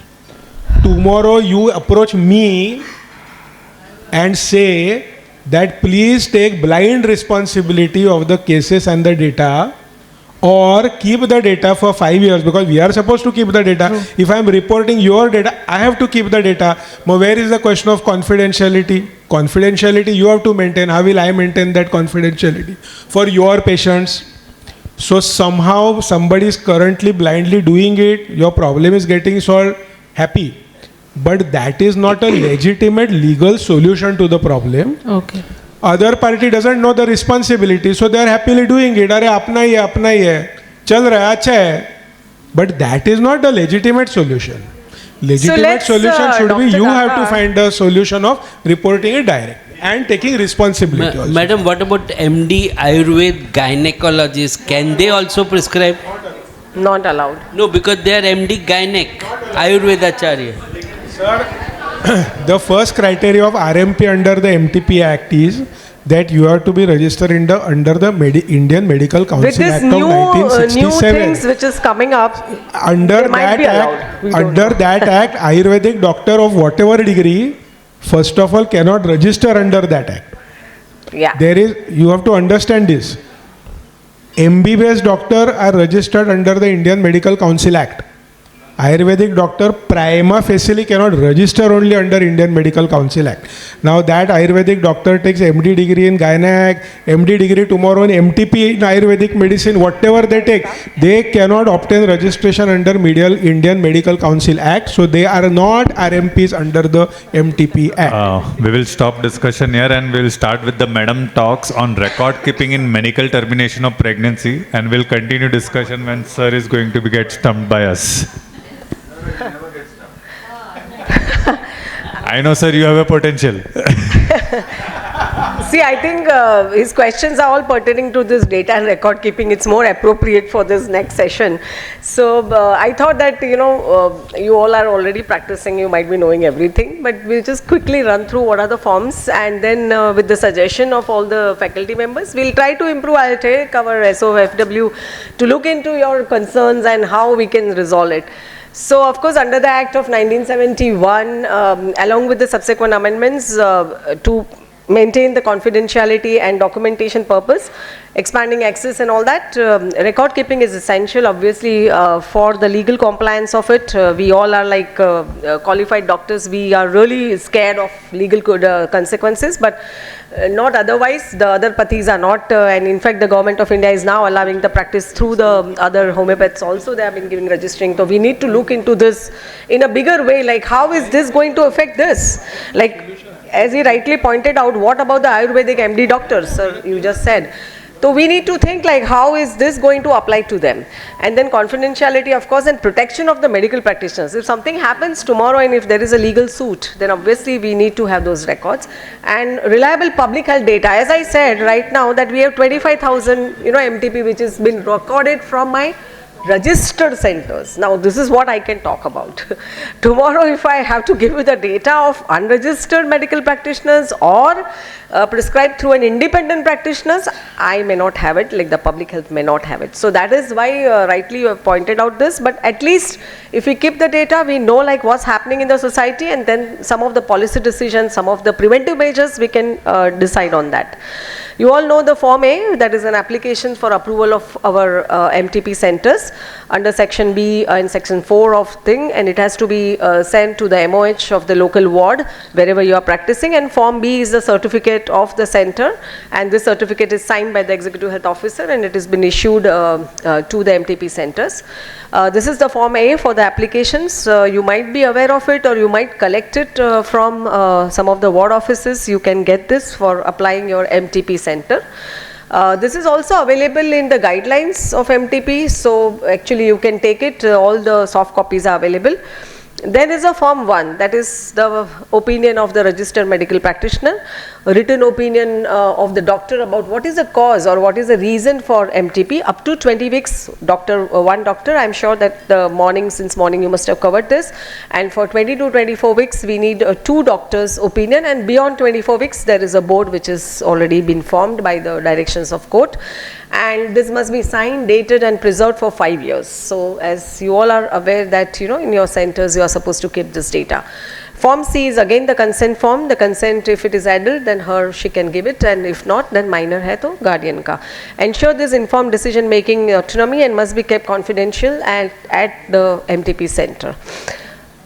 These are the forms. Form 1, that is about your opinion, and in this you are actually ticking what are the appropriate that why the MTP is required, and Form C is about finally the confidentiality.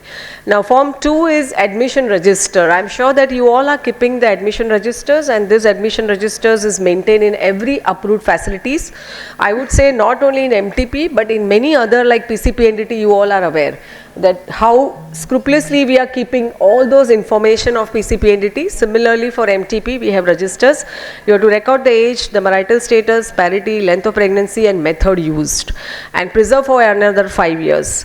Form 2 is monthly statement. This is what I was referring to, that monthly statement when you send it to us, most of the centers are sending to us, and this is again kind of, you are not sharing the names and details about the patient, but you are giving us the numbers. The rest of the details is with the center. So it contains the statistical data basically, and no patient identifiers has to be shared with the authorities. So it is used for the public health planning and monitoring. Again, I just want to bring one, so this is the monthly reporting format which you are supposed to share with us. These are the numbers, that number of approved, reported and all that. So this is a quite elaborate form. You can see the age, the religion, then there is the duration of the pregnancy which is there. This last part now, where there are cause of the death. I was just going through some data of what are the reasons of MTP. One of the RTI activists, he took the data from my department, and then he published a news saying that contraceptive failures have led to 85% contraceptive failure. And I said, ऐसा कैसा हो सकता है? Contraceptive failure बोलना है कि non-use of contraceptive बोलना है? So I just want to initiate that discussion here. Is it really the contraceptive failure? Because I think in one of the column, the government says it is a contraceptive failure. Yes. It is a non-use. So उसने heading कर दिया. Madam, may I interrupt? Yes, please. The reason for this is that, see, we have to understand this, that we are bound by MTP Act. MTP Act says failure of contraceptive. What contraceptive, we do not know. It can be barrier method, it can be natural method of contraception, we don't know. It is failure of contraception. Non-use of contraception is not the approved clause under the MTP Act. It's not the clause, but when you analyze the data and when he puts I a agree. heading, So it we reflects have that. to agreed, because that is because the law of the land, unfortunately, even after the amendment of the MTP Act, does not recognize the right of a woman to terminate the pregnancy with no cause attached. You have to fulfill one of the clauses. Today, if at all I get a woman who says that ये 5 में से मेरा कोई भी clause नहीं है, I never used the contraceptive, I became pregnant, I want to terminate the pregnancy, we cannot terminate the pregnancy. Because right of a woman, unquestioned right of a woman to terminate is not accepted by the law of the land. So we have to say that it is a failure of contraception. And because this failure of contraception has been a backdoor entry right from 1971, because nobody can prove it and nobody can disprove it. Okay, so that's why that entry do is you created. all agree that we can insert like non-use or failure? It should be like. Madam वो आपको legal opinion लेना पड़ेगा उसके ऊपर नहीं, वो मैं लेने ही बिकॉज हाँ because if your legal department allows then only for us we are agreeing with you I mean as all gynaecologist and doctors we should we would agree It reflects on us as a medical community, as a public health authority, whatever. 100%. पर इतना contraceptive failure कैसे हो सकता है? 100% in agreement whether it is following the legal standard or no, I don't know. Let them take the legal opinion from the department, their BMC team, and then do it. Sir, even if it is non-use, again it reflects on us that we are not able to reach to them. Even if it is failure, it is on us that why it is failing. Both of that reflects on the medical community and public health. Madam आपका ideas है ना, मेरे को नया नया ideas दे रहे हैं मेरे को. चलो आपको स्टिमुलेट कर दिया मॉर्निंग वापस कोर्ट में जाने के लिए. Sir, you were saying something. When we were students, we were taught coitus interruptus is a method of contraception. Coitus sexonica is also a method of contraception. Coitus interfemora is also a method of contraception. So all these are methods of contraception. But then whether our population understands that? Because the thing is, we always record this as a failure. So even those methods, as you mentioned just now, is a failure, but it is not documented. Usually, public का दिमाग में क्या होता है, media बोलो या anybody. Contraceptive failures means तुम्हारा pills have failed, your injections have failed, your IUCD has failed. The interpretation when it comes as a heading in the newspaper, it is these 3 methods, and then it reflects bad on the authorities or whoever is the doctor who is prescribing कि अरे इसका तो fail ही हो गया. That reduces the confidence and the trust of the woman who is going to use it in future. That's the top problem. Because people read it, अरे ये तो failure हो रहा है तो हम क्यों use करें? Copperty failure होता है, OC pills failure होता है, then why should I use it? That's the thing I'm coming from. So I thought that maybe we need some changes in that. So I just thought that we will just initiate this. I will discuss this with Vaishali also. And we can discuss in our committee whether we need this kind of changes. This is again the Form 2. I'm sure that these forms you all are aware. Form 3 is how you report it. So MTP after 24 weeks, we all know the report of the medical board, and for pregnancy termination beyond 24 weeks, and opinion of RMP for gestation beyond 20 weeks till this. This is all Form E. These are the Form D and E. I mean, these are some of the pictures in which the things are reported, and these are supposed to be kept at the MTP centers, whichever is applicable. Additional documentation. This is the additional, it is not a compulsory, but then of course for the safety of the practitioners, the tablet and the drug details which you are prescribing can be there in the case record in terms of mifepristone and misoprostol, whatever you have given, maybe you can have those pasted over there in your register. MVA kit details and DNC, all the details of the procedures. I'm sure it's a procedure, so we keep those details. Diagnosis and then contraceptive failure, as we have discussed right now. Sonography reports, particularly those who are prescribing those pills, I'm sure that you are doing a pre and post sonography wherever it is applicable. No, madam. Wherever applicable. Huh? Sonography is not a compulsion. Yeah, it is not. It is an additional documentation. So wherever applicable, if you feel, if you suspect, then you might want to do it. And then autoclave register. Now these are all additional documentation. If you feel you can do it, but most of the times if you just even mention it, it is there that you have registered it, right? And then challenges, of course, we all know that we are very poor in maintaining the documentation. So incomplete forms, missing consent. Consent is, I think, the most important. Like some of the cases we have seen is the missing consent, where then the woman can, turn around and say, I was not been informed, this, that. I'm sure you must be facing much more cases than what we are seeing. But this is a very important thing, missing consent. Poor register maintenance, and then no record of drug and equipment details, non-compliance of documentation can lead to suspension of cancellation of the registered MTP center, though in my history I have not done it. But maybe one or two such cases have come to a light. We just give the notice, and most of the time we don't kind of suspend the MTP center registration. But if there are complaints received from some of the patients or maybe a police authority or somebody, we might have to do it. But most of the times we usually give notice to improve the documentation.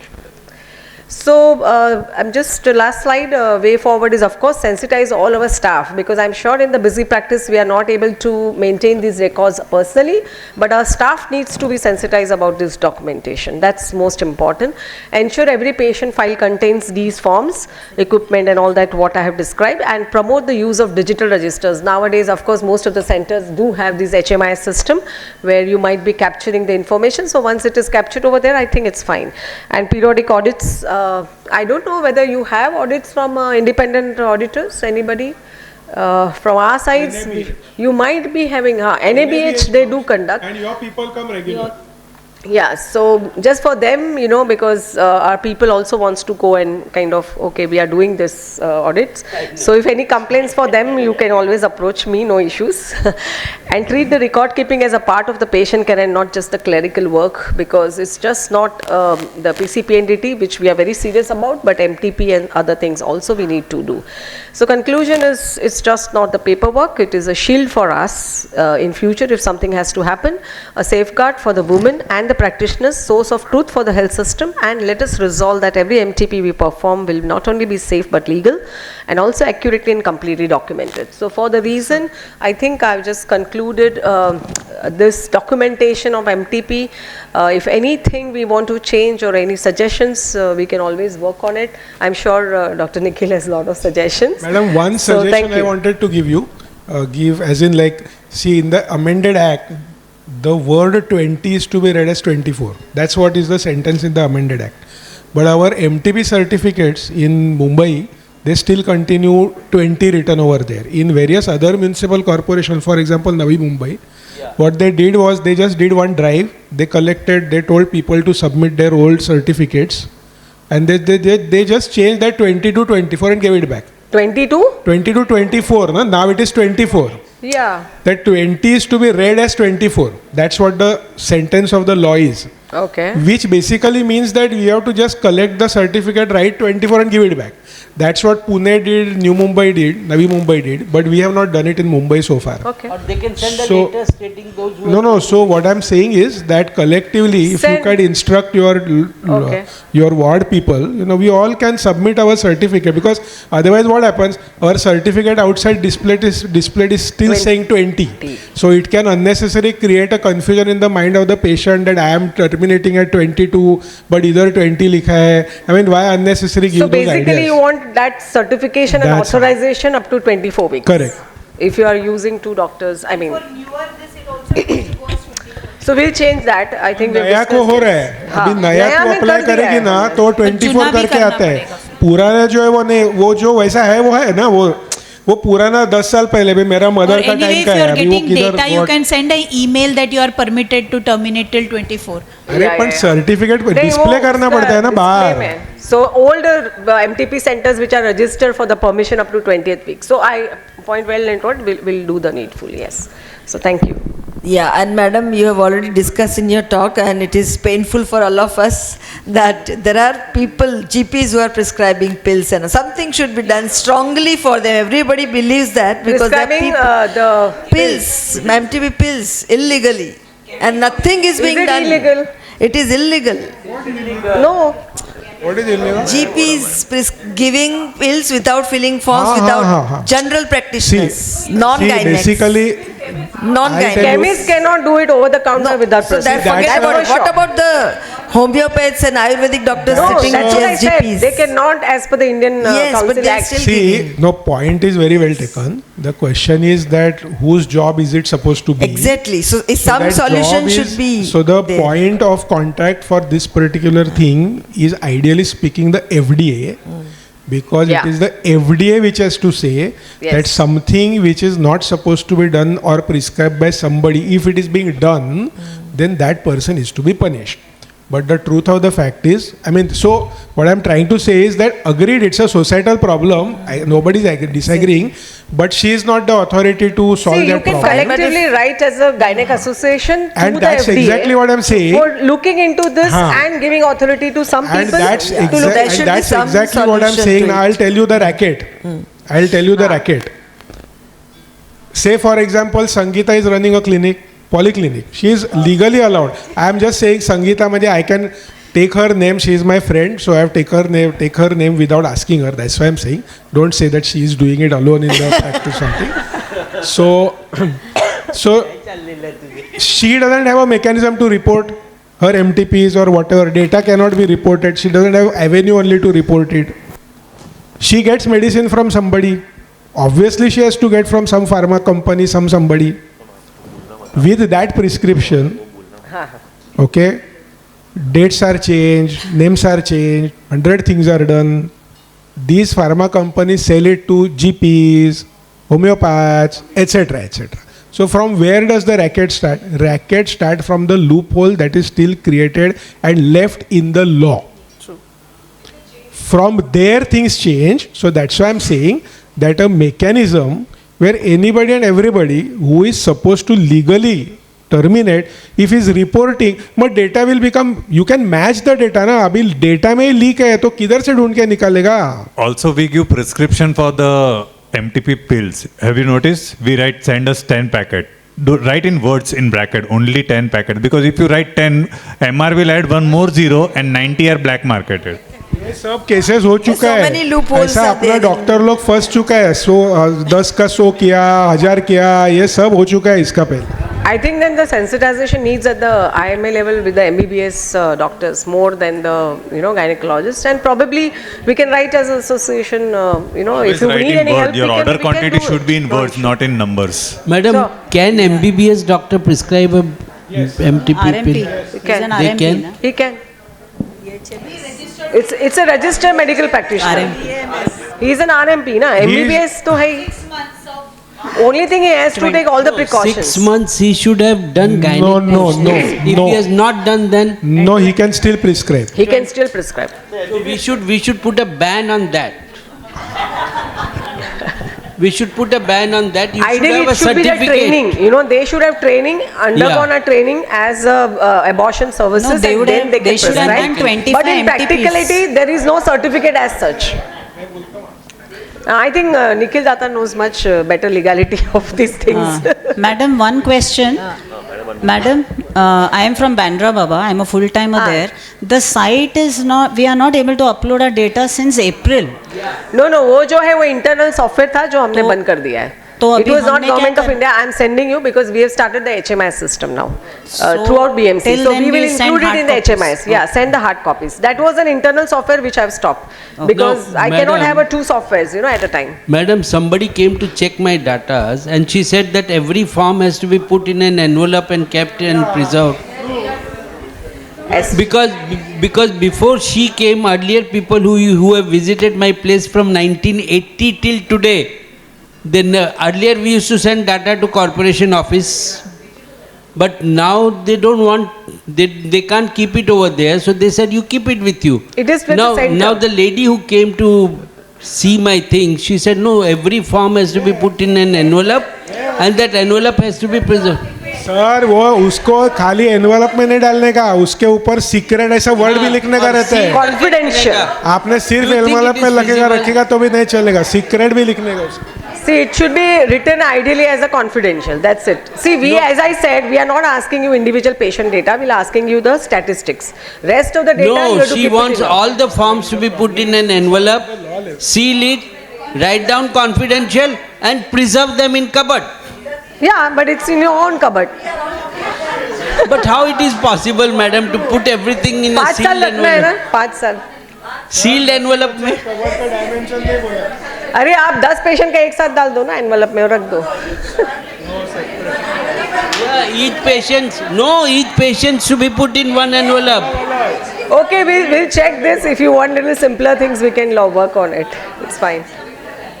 Madam, but it was very, very heartening. Thank you very much. Thank you, madam, for your receptivity. We are.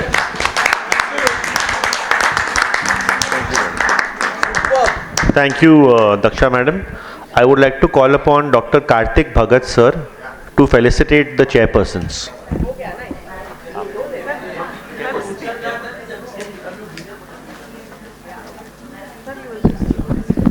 Request Dr. Daksha Shah madam to continue staying on stage for the photographs.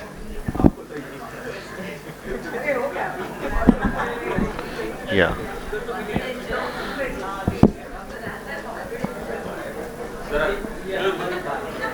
No, madam, you have to give to Dr. Sir, you have to give Dr. Surika.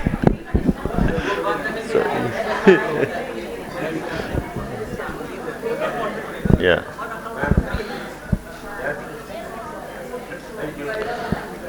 Now the felicitation for Dr. Nitin Shah sir, President sir.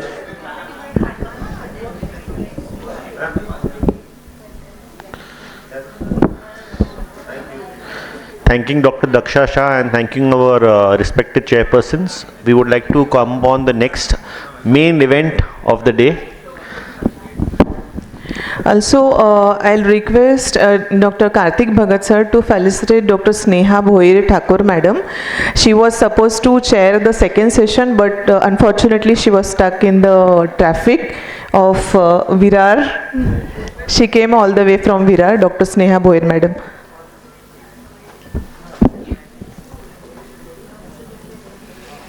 Thank you, sir. You've come already. Thank you, ma'am. And the last showstopper of the show, which is a little twist in the regular panel I make. It is a reverse panel, and our Google person or Wikipedia is Dr. Nikhil Datar sir. And the moderators will be asking Dr. Nikhil Datar sir the questions. Acha. Our moderators are Dr. Rajendra Nagarkatti sir and Dr. Manohar Motwani sir. Please join the dais.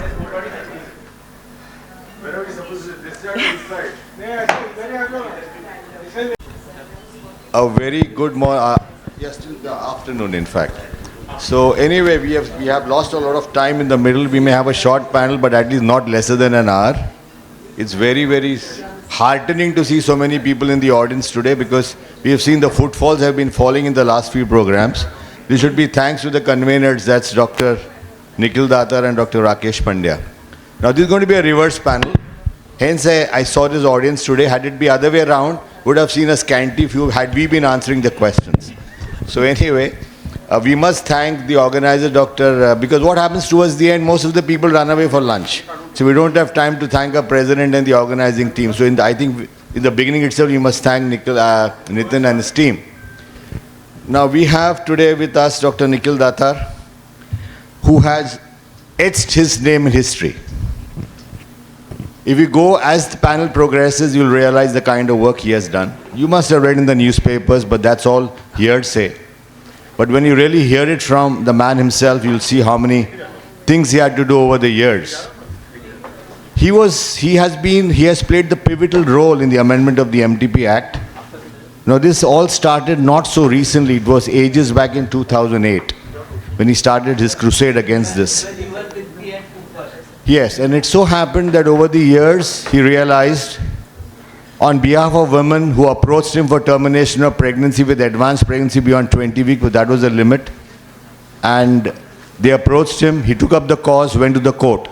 And the name which flashes in my mind always when I see Nikhil is this name of Nikita Mehta. She was the first lady, I think he's perhaps not hearing me, but this was the first lady who was about 26 weeks with an abnormal fetus. And by the time things happened, she delivered overnight, and all that is history. So let's go to may I have the slides please? So rather than be putting it that way, a lot of talking will be done by Nikhil himself. We'll be just pitching in a few questions. Now, we have put in a Google form. I hope some of you have put some questions on that we'll take towards the end.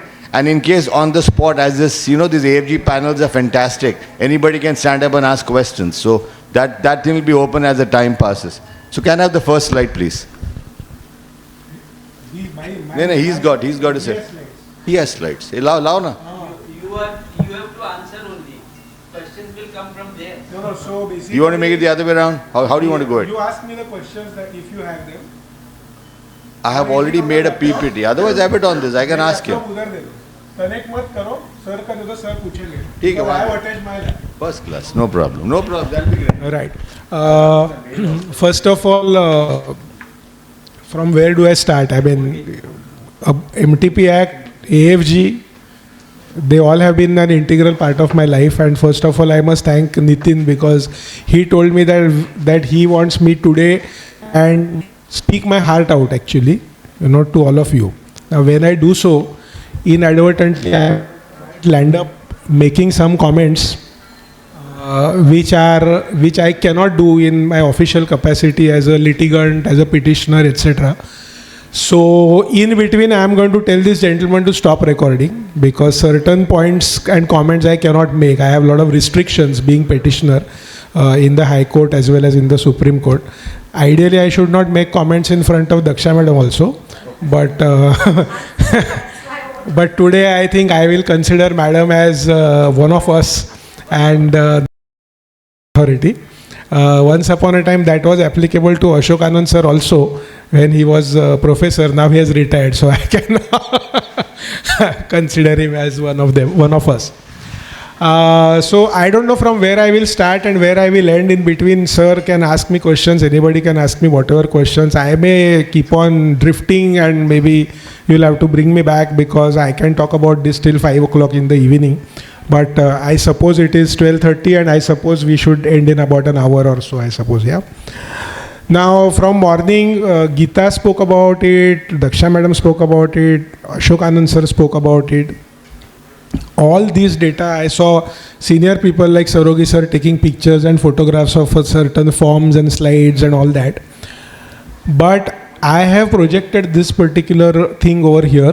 This is a comprehensive abortion care guideline of 2023 from the Government of India, which you can download from your own computer at any given point of time. So whosoever is referring to whatever is referring from here. So anybody can find it. You just have to Google in Comprehensive Abortion Care Guideline, Ministry of Family Welfare. That's all. The whole document will come and sit into your laptop, computer, whatever. You don't need to ask any question to anybody.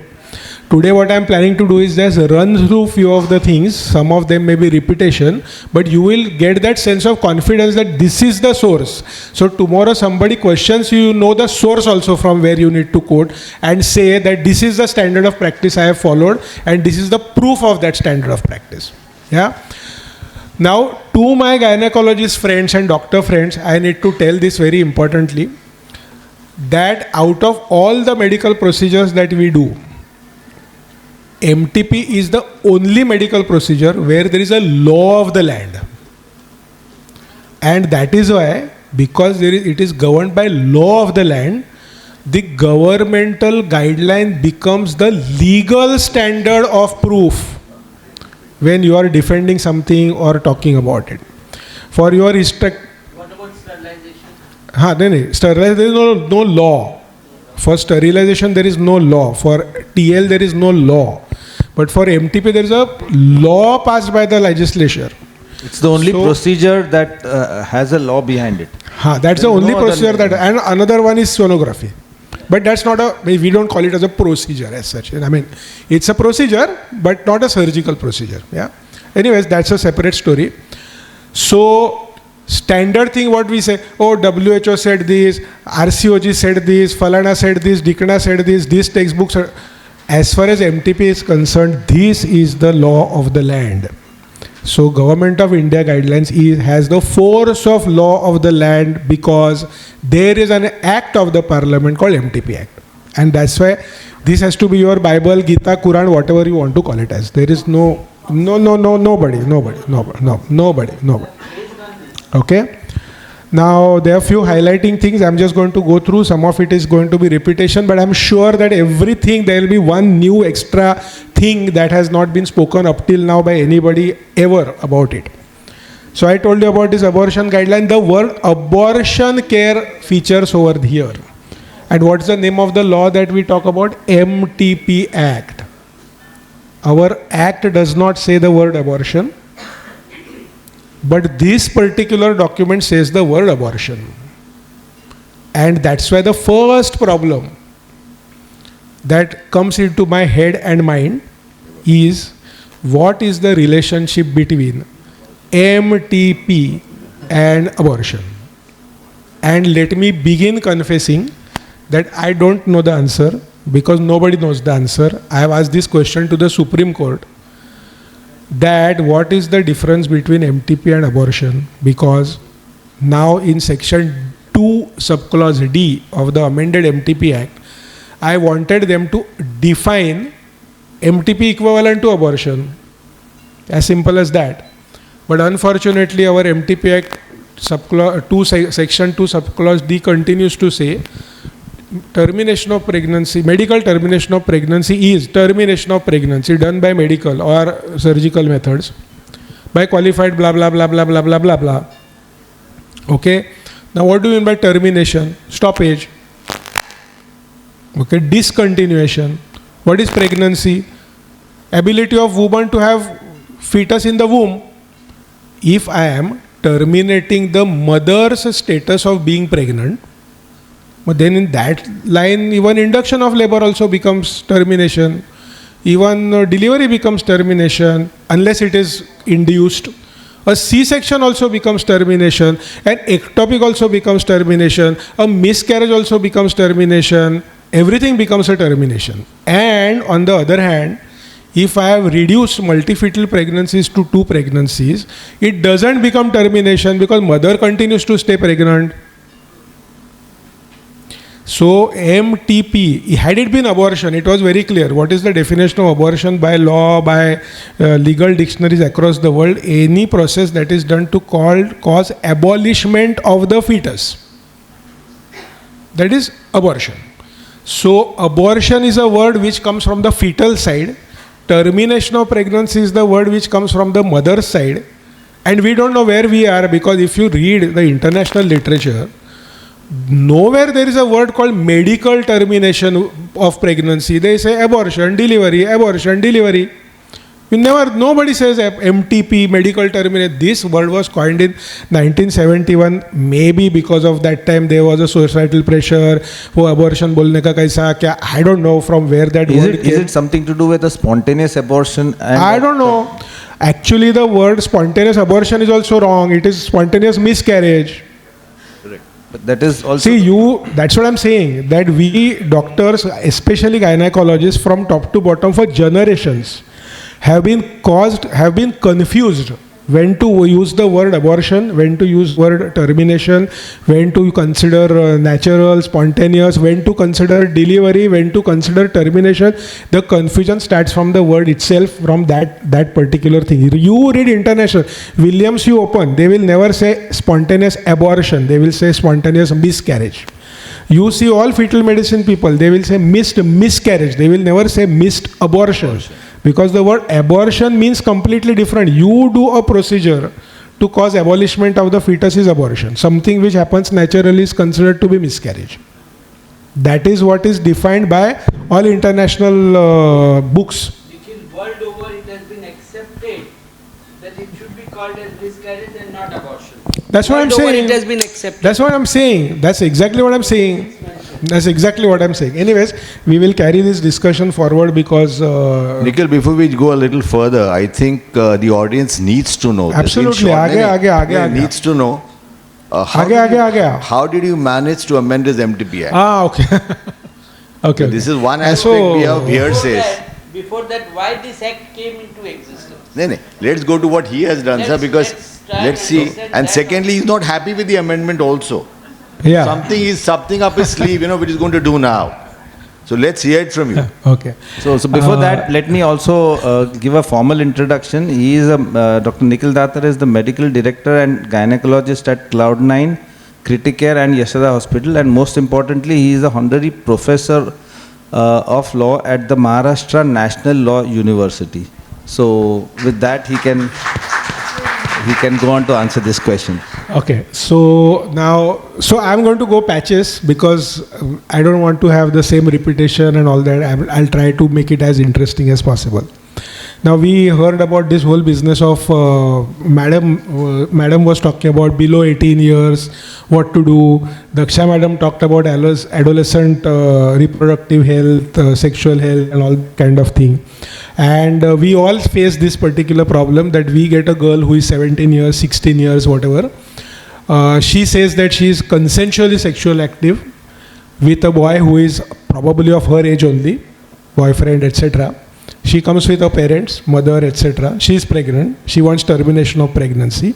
And we are into catch-22 situation. What are we supposed to do? Because we know that on one hand, under MTP Act, we want to preserve her identity. In fact, now Section 5A of the MTP Act categorically, and Ashok Anand sir also spoke about it, it imposes a significant amount of pressure on us in terms of maintaining the confidentiality. But on the other hand, we have POXO Act, which says that age of consent is 18. Anything below 18, whosoever says whatever, even if the girl cries from her top of her voice that it is consensual, she doesn't have capacity only to consent. So it automatically becomes rape. And a 17-18-year-old boyfriend who is under the effect of rage of adolescent sexual hormones suddenly becomes a criminal of a grievous crime of having sexual assault on a child. So this is a societal problem. Okay, now let me explain to you what I have done so far and where are we at the moment of time. Number one, let us identify there is a problem. Okay, there is a legal problem that you, me singularly cannot solve. So who can solve the problem? There are only two people who can solve the problem of law. A, the parliament. Here I say parliament because both the acts are central acts. It's not a state act. B, High Courts or Supreme Court. These are the only three people who can solve the problem. No other person. No Dr. Ashok Anand. Nobody can solve this problem. Okay. Now I have been behind this for last 5 years. Every conference I have been saying that give me one case, I will solve the problem. So I am happy to say that I have now 2 cases. Okay. First case was filed by me and Dr. Rajendra Chavan from Algar, who also is AFG member. Okay. And second case I filed on my own. So I had a girl who came to me, same story, exactly same story, 16, 17, 15, boyfriend of the same age and all that kind of a thing. So what did I do? I informed the police. What did I inform the police?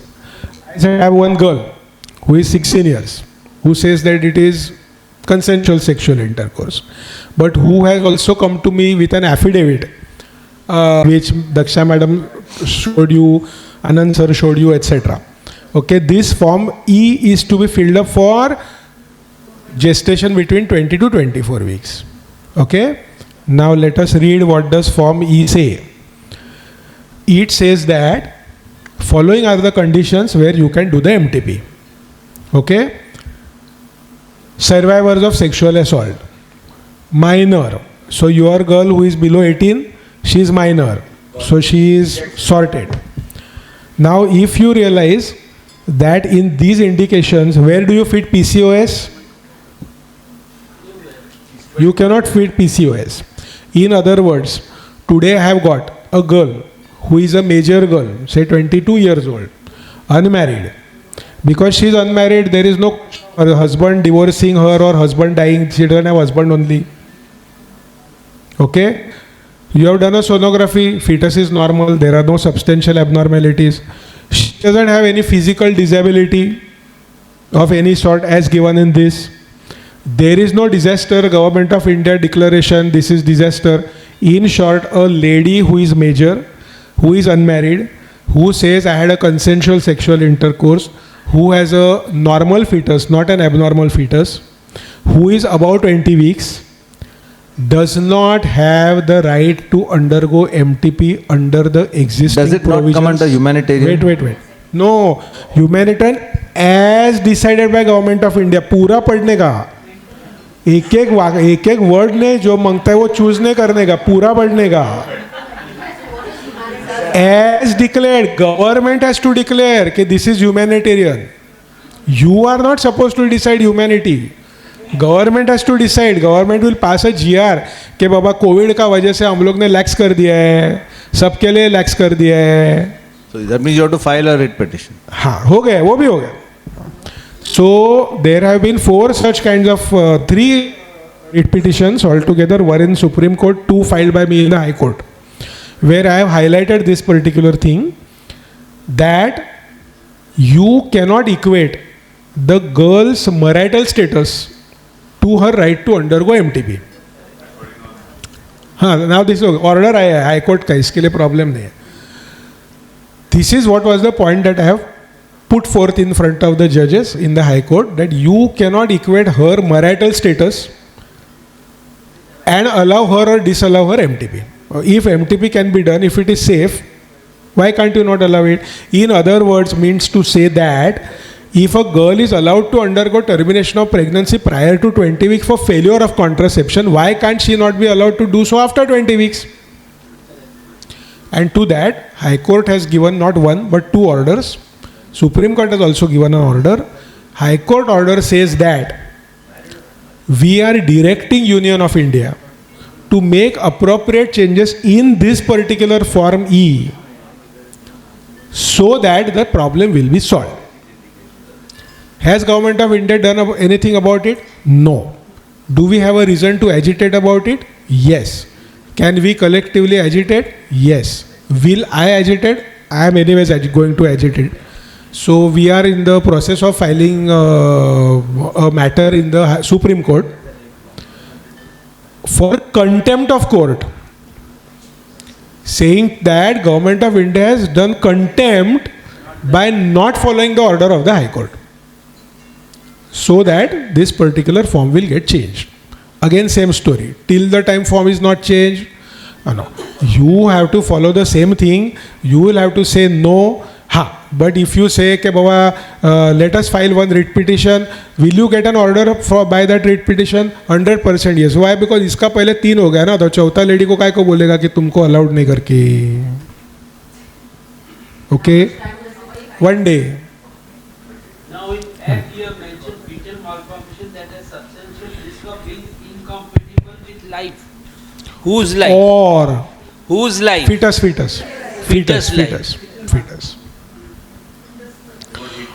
Okay, I have a patient. Wait, sir. Sorry. So since you raised this is something important. I think gynecologists are very clear. Other specialties are not clear.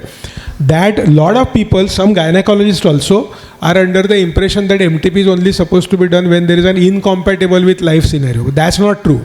It is supposed to be done even when there is a risk of physical and mental abnormalities as to be seriously handicapped. Okay? Now you will ask me, who decides the severity of the problem. How does one come to know कि ये serious है, मैं बोलता है नहीं ये serious, इसको मैं हार्ट का सर्जरी कर सकता है, तो ये serious कैसा हो गया, ये नहीं है serious. बराबर है? These are the problems that are faced routinely more than us. These are the problems faced by people like Dr. Anand, because when they are sitting on the board, वो cardiac surgeon आता है, वो बोलता है इसका मैं heart surgery कर सकता है ना, मैं कैसा अलाउ करेगा टर्मिनेशन, ये प्रॉब्लम आता है. तो उसके ऊपर उतारा क्या, तो उसके ऊपर का उतारा ये है. In my matter in the Supreme Court, okay, this is Supreme Court of India, in the matter of Nikhil Datar versus Union, the Union of India has filed this affidavit. That's why I am showing what is there. I am not telling you मेरे को लगता है, तेरे को लगता है and all that. There is an affidavit which identifies which abnormalities have to be called as substantial and serious. This is Government of India's affidavit. It is not your, my affidavit. There were, I think, 80, 90 of them till Yes. now. Till now. I think the list will increase. Abnormalities. हाँ ये देखो, list of major fetal abnormalities. Okay, अब ये देखो CNS का इतना. Go slow. So fetal medicine expert, Dr. Bala, have a look. We'll send to Bala and This find is out, Government okay. of India's affidavit. कि बाबा these are the serious abnormalities. So you me don't need to apply our mind. तुमको लगता है serious है क्या, हमको लगता है क्या serious है, नहीं नहीं, गवर्नमेंट ऑफ इंडिया ने दिया हुआ है. और इसके अंदर आप कोई भी सब abnormality इसके अंदर आ जाता है. Factually all abnormalities. थोड़ा नीचे लो, कार्डियोवास्कुलर. मैं बेचता हूँ ना, बेच देता हूँ सबको. हाँ.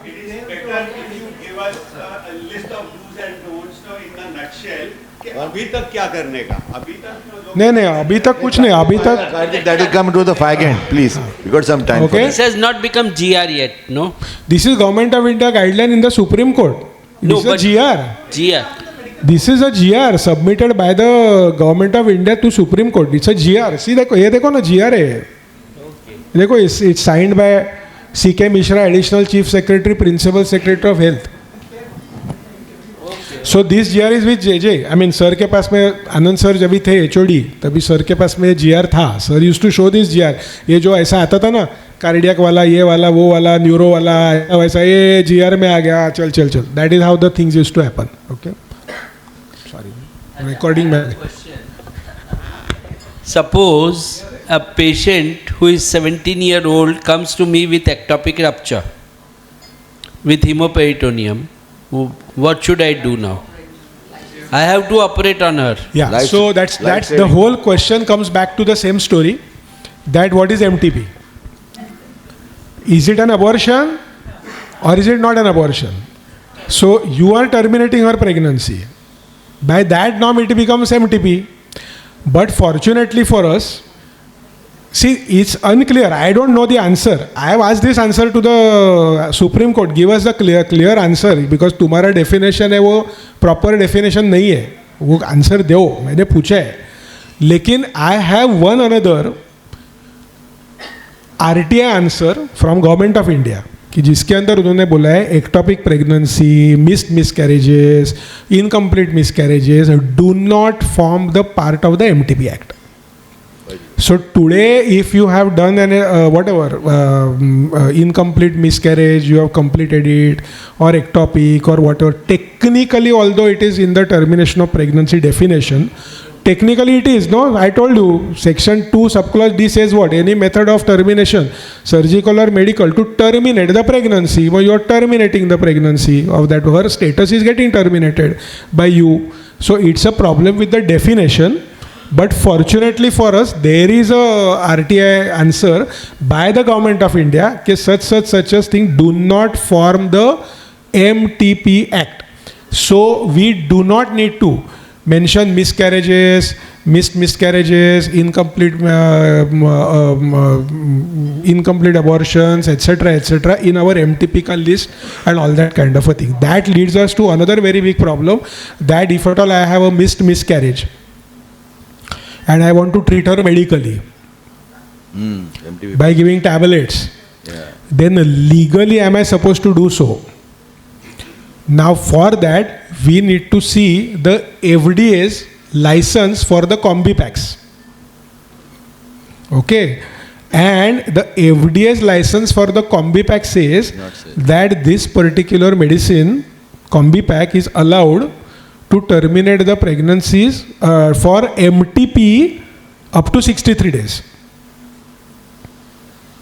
So it technically means that combi pack cannot be used for missed miscarriages. It's a stupidity, but that is how it is. Technically, you cannot use missed miscarriage as for combi pack. Technically. Okay? Now my question, how do you come to a conclusion of missed miscarriage? Only ultrasound can tell you, factually. If I have not done an ultrasound, then I will not come to know. If the Anomaly incompatible with life. Now, is there an upper limit of gestation beyond 24? No. Now, suppose he's 32, comes from a gaon with Anand carefully. No. Still have to approach the board. Yeah. So the thing has changed overnight. Yeah. We used to give everything and start but delivering. you used to give means you never used to do it legally, sir. None of us have done it ever legally. It was induction of labor. That we Sir, had labeled IOL. The truth of the fact, that's what I'm telling you, that the whole trouble, when do you call it as induction, when do you call it as delivery, when you call it as termination, is so blurry in our heads. Why? Because of this problem of MTP, new terminology that has got created. Correct. हम लोग कभी induction बोलते हैं, कभी I was asked this question by Times of India reporter. जब भी sir ने वो बोला ना, हमारा ही केस था वो 27 weeks 13-year-old girl 27 weeks pregnant, and we got an order for termination of pregnancy. It was terminated. They wanted to report in Times of India. Early days, now it is clear because अच्छा वो भी मैं दिखा देता हूँ आपको कि ये जो फीटिसाइड का सर ने जो बताया, आनंद सर ने बताया, I am again quoting from the government of India's GR, which is already submitted in the Supreme Court. Can you see this 5C, stopping fetal heartbeat? So in the GR they have said that if you are terminating beyond 24 weeks, then you are supposed to do the procedure of feticide, and then only you are supposed to carry out the pregnancy. But ये तभी नहीं था, मैं जब भी बोल रहा है केस का तभी. तो Times of India asked me this question कि how do we frame this sentence? The pregnancy was terminated and live child was born. Tell the reporter asked me कि ये लिखने का कैसा? Termination of pregnancy was done, which technically means abortion in our heads, though it is not in black and white. Termination of pregnancy was done and live child was born. Preterm baby was born.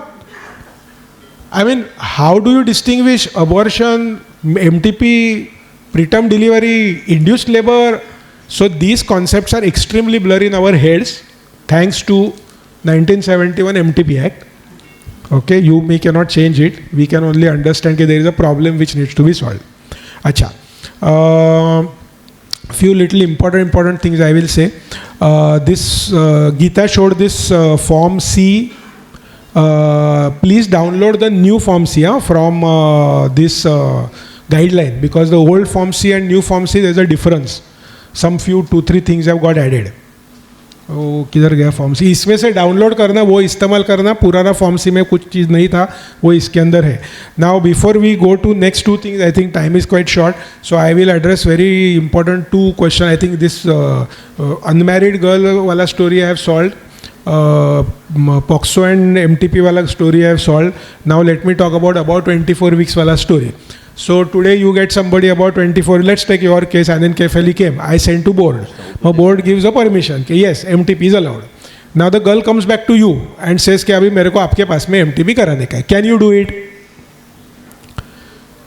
Now JJ says you do wherever you want to do.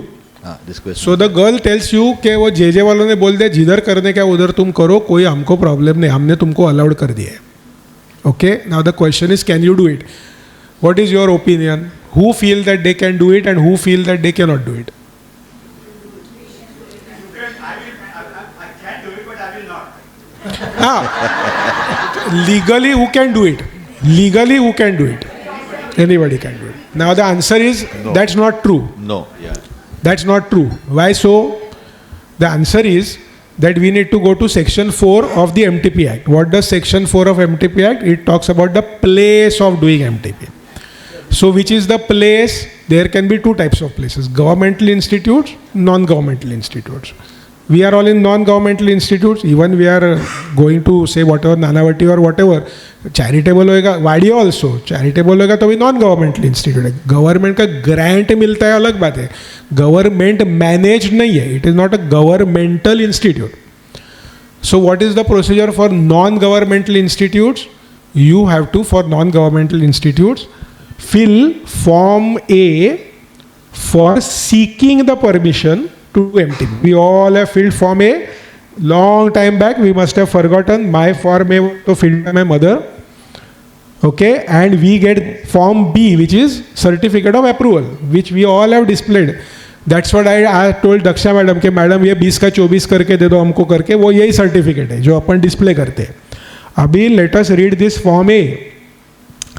Form A says that you have to apply for termination up to 12 weeks. You have a choice. Apply for termination up to 12 weeks or apply for termination up to 24 weeks. Barabar? Is there a place to apply for beyond 24 weeks? Now if you cannot apply only, you cannot get. Now if you have not got, that means you are not a recognized place to terminate the pregnancy beyond 24 weeks. And MTP Act is an exception to the then Indian Penal Code, now Bharatiya Nyaya Sanhita, but it is an exception to that criminal act.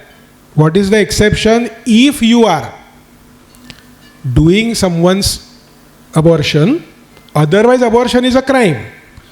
Per se, abortion is a crime. Section 3122 to Section 316 of Indian Penal Code and suitable sections, corresponding ones in Bharatiya Nyaya Sanhita, say that abortion is a crime for which you can be arrested, put behind bars for 3 years, blah blah blah, registration, cancel, all that. But that will not become a crime if you are doing MTP, a right person, at a right place, for a right indication, for a right period of gestation, by a right methodology, then it is not a crime. So uske andar right place aa gaya. Right place is section 4. Section 4 means this application form. This application form says 12 weeks, not 24 weeks. There is no methodology of applying beyond 24 weeks. You cannot apply, you cannot get. So you are not at a place. Perfect. To terminate the pregnancy beyond 24 weeks. Now, is it a good idea? No, it is not a good idea. Now, what is the solution? The solution is again the same. Tomorrow, the 6th case will be heard by the High Court on the same story. Patient says, I want to terminate the pregnancy with Dr. Nikhil, Datar and Cloud9. I don't want to do it at JJ Hospital. But Cloud9 doesn't have the permission to terminate beyond 24 weeks. As a matter of fact, no Maxes, no Apollos, no Breach Candies, no Bombay Hospital, no Just Looks, nobody has beyond 24 weeks. Only JJ has. Why? Because JJ government hospital, उसको permission नहीं लगता है terminate करने का. नहीं, वो permission भी नहीं देता है, because that is district health committee's authority to allow permission. JJ doesn't have that authority. Board is only to decide allowed, cannot allowed. Board cannot tell you where to terminate the pregnancy. That is governed by the law of the land. And law of the land is section 4. So this is the 6th case. Tomorrow. So tomorrow again I will get an order. Okay, go ahead, terminate the pregnancy. So again this matter is going on. Okay, this Form A needs to be changed. And a new category called beyond 24 weeks needs to be added. But then you have called that criteria, ये होना चाहिए, फलाना होना चाहिए. अभी वो मालूम है beyond 24 weeks, we should not do it at small nursing home, we should do it multi-specialty. वो सब मालूम है, पर category नहीं होएगा तो क्या कर सकते हैं उसको? Nobody can do anything. Now to that, the union has answered in their affidavit saying कि ऐसा कुछ ज़रूरत ही नहीं है, फॉर्म है चेंज वेंज कुछ करने का ज़रूरत नहीं है. इंस्टेड ऑफ दैट एक काम करो, सब जन को मेडिकल बोर्ड बना डालो.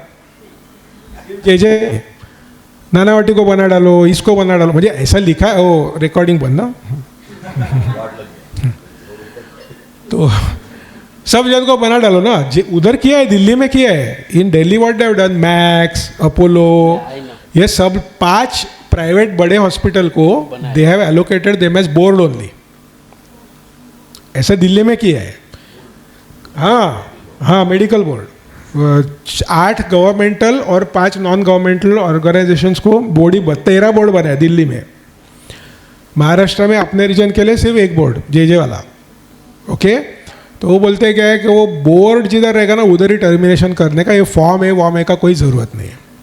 सो we have pointed out to them, there are lots of things in this, okay, you have to word by word we have to study, I will not go into those technical details, but tomorrow will be able to prove to the court that no, Form A needs to be changed. So direct the government of India to make the changes in Form A. First government of Maharashtra said Form A हम लोग ने बनाया है ना, central act है ना, तो union को बोलो बनाने के लिए। We agree with you, Form A needs to be changed.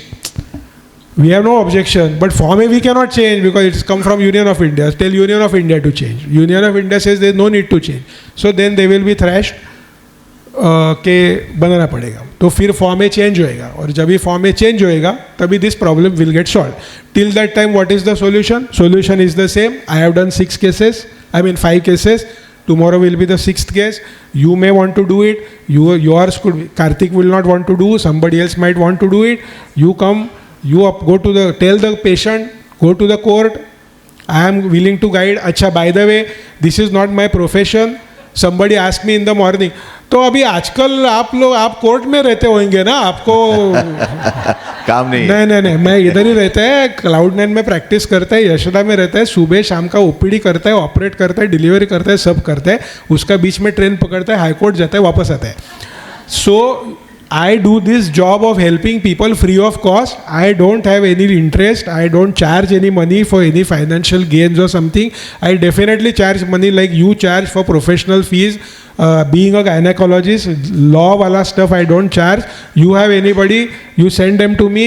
I will direct them. I will get an order from the High Court. And you, if you want to terminate the pregnancy beyond 24 weeks, you can definitely go ahead and terminate. Your main problem will be कि beyond 24 weeks अभी बच्चा जिंदा पैदा होएगा तो क्या करने का उसको, हाँ, तो सबसे पहला फिटिसाइड करने का बात बराबर है, लेकिन फिटिसाइड करने का ये बात एथिकली बराबर है क्या? तो does a fetus have human rights? या, so does a fetus have personhood? Is fetus a human being? Okay, so these are ethical questions, and again there can be people who can have their own ethics and morals. I am nobody to be a judgmental on that front. Let me show you what I have shown the court, and let me show you which is in black and white. So there is this particular kind of a guideline which is called as Nuffield Council on Bioethics, which is a very big famous international organization, and they have said that the moment of transition of moral/legal status is at the birth, when the fetus is in live condition. So fetus is not a human being, child is a human being, newborn is a human being, fetus is a deemed human being, fetus is not an actual human being. Even our Indian Penal Code defines person as person can be person or it can be a deemed person, and there are 2 deemed persons. One is a company and second is an unborn fetus. So unborn fetus is supposed to deemed to become a person, but is not actually the person as long as it is unborn. So the court has gone further and said that when the fetus will be, you cannot deny any kind of a ventilatory care, etc., etc., if the fetus is born alive, even if it is whatever weeks. But you can ensure that the fetus is born dead. Okay, and that is exactly why Ashok Anand sir also said that you can very much do feticide. So he also said the same.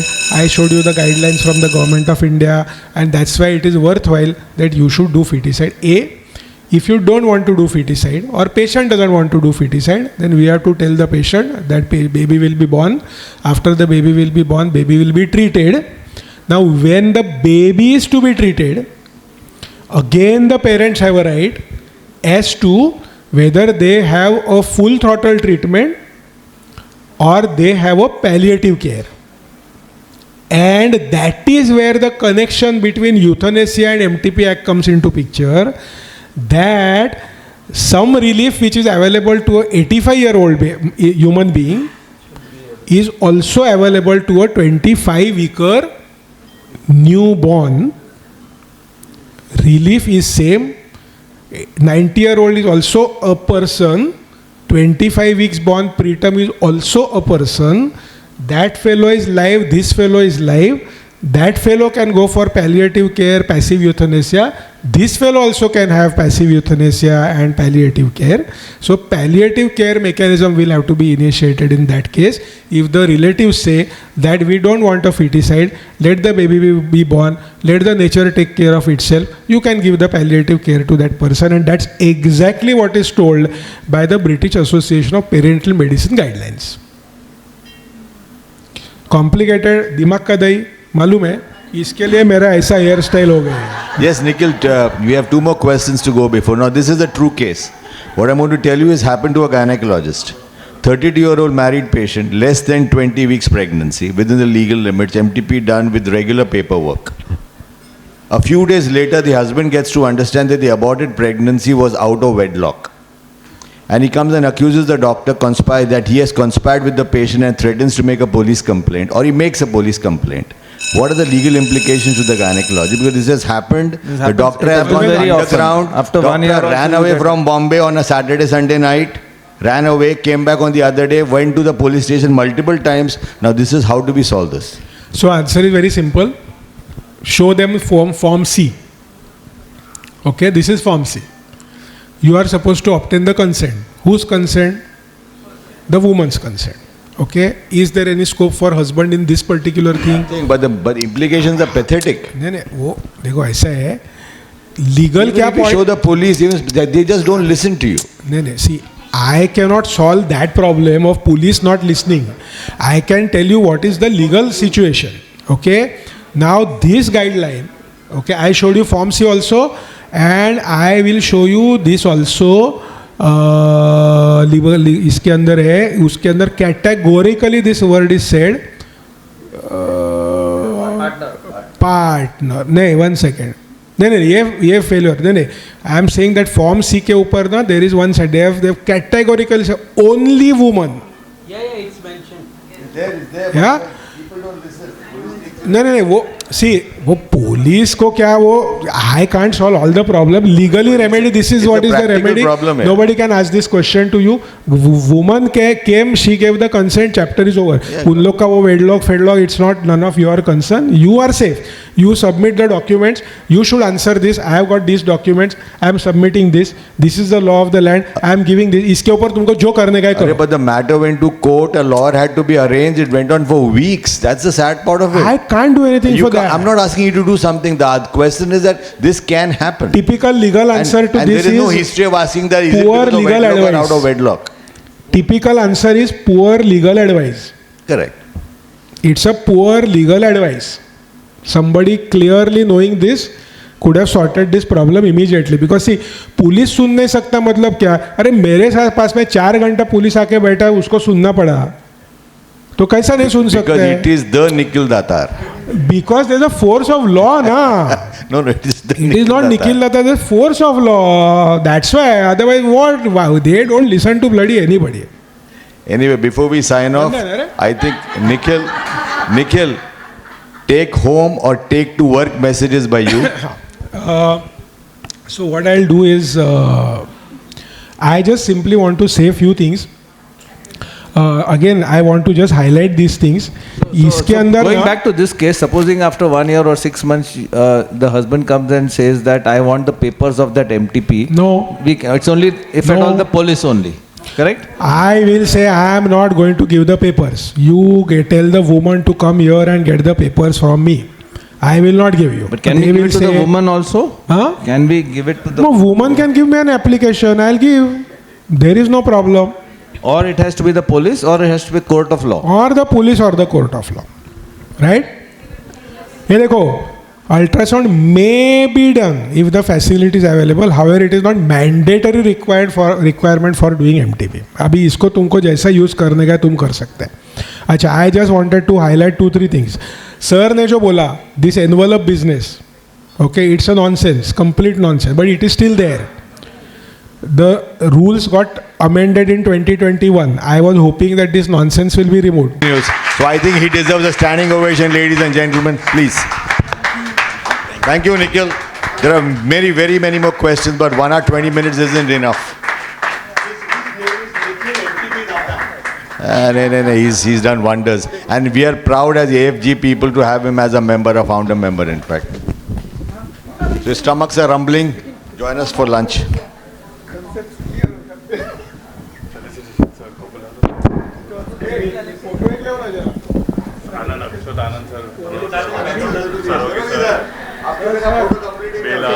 I request Saraugi sir, Dr. Bela Bhatt madam, Dr. Ashok sir, Dr. Motwani sir, Dr. Nitin Shah sir, Jayanti madam.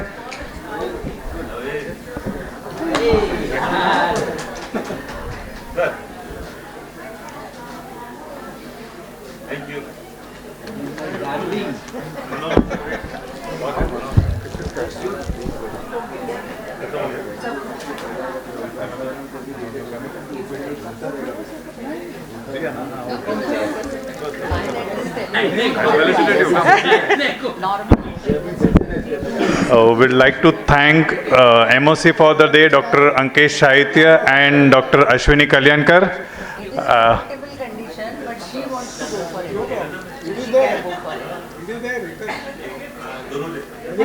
Medical answer is that you don't need to, because it is very much corrected and normal life is possible. But so we thanks audiovisual team, photographer team and everyone, all our academic partners. Thank you very much for being with us. Thank you one and all, Dr. Nikhil Datar, for crafting this to the perfection. Thank you very much.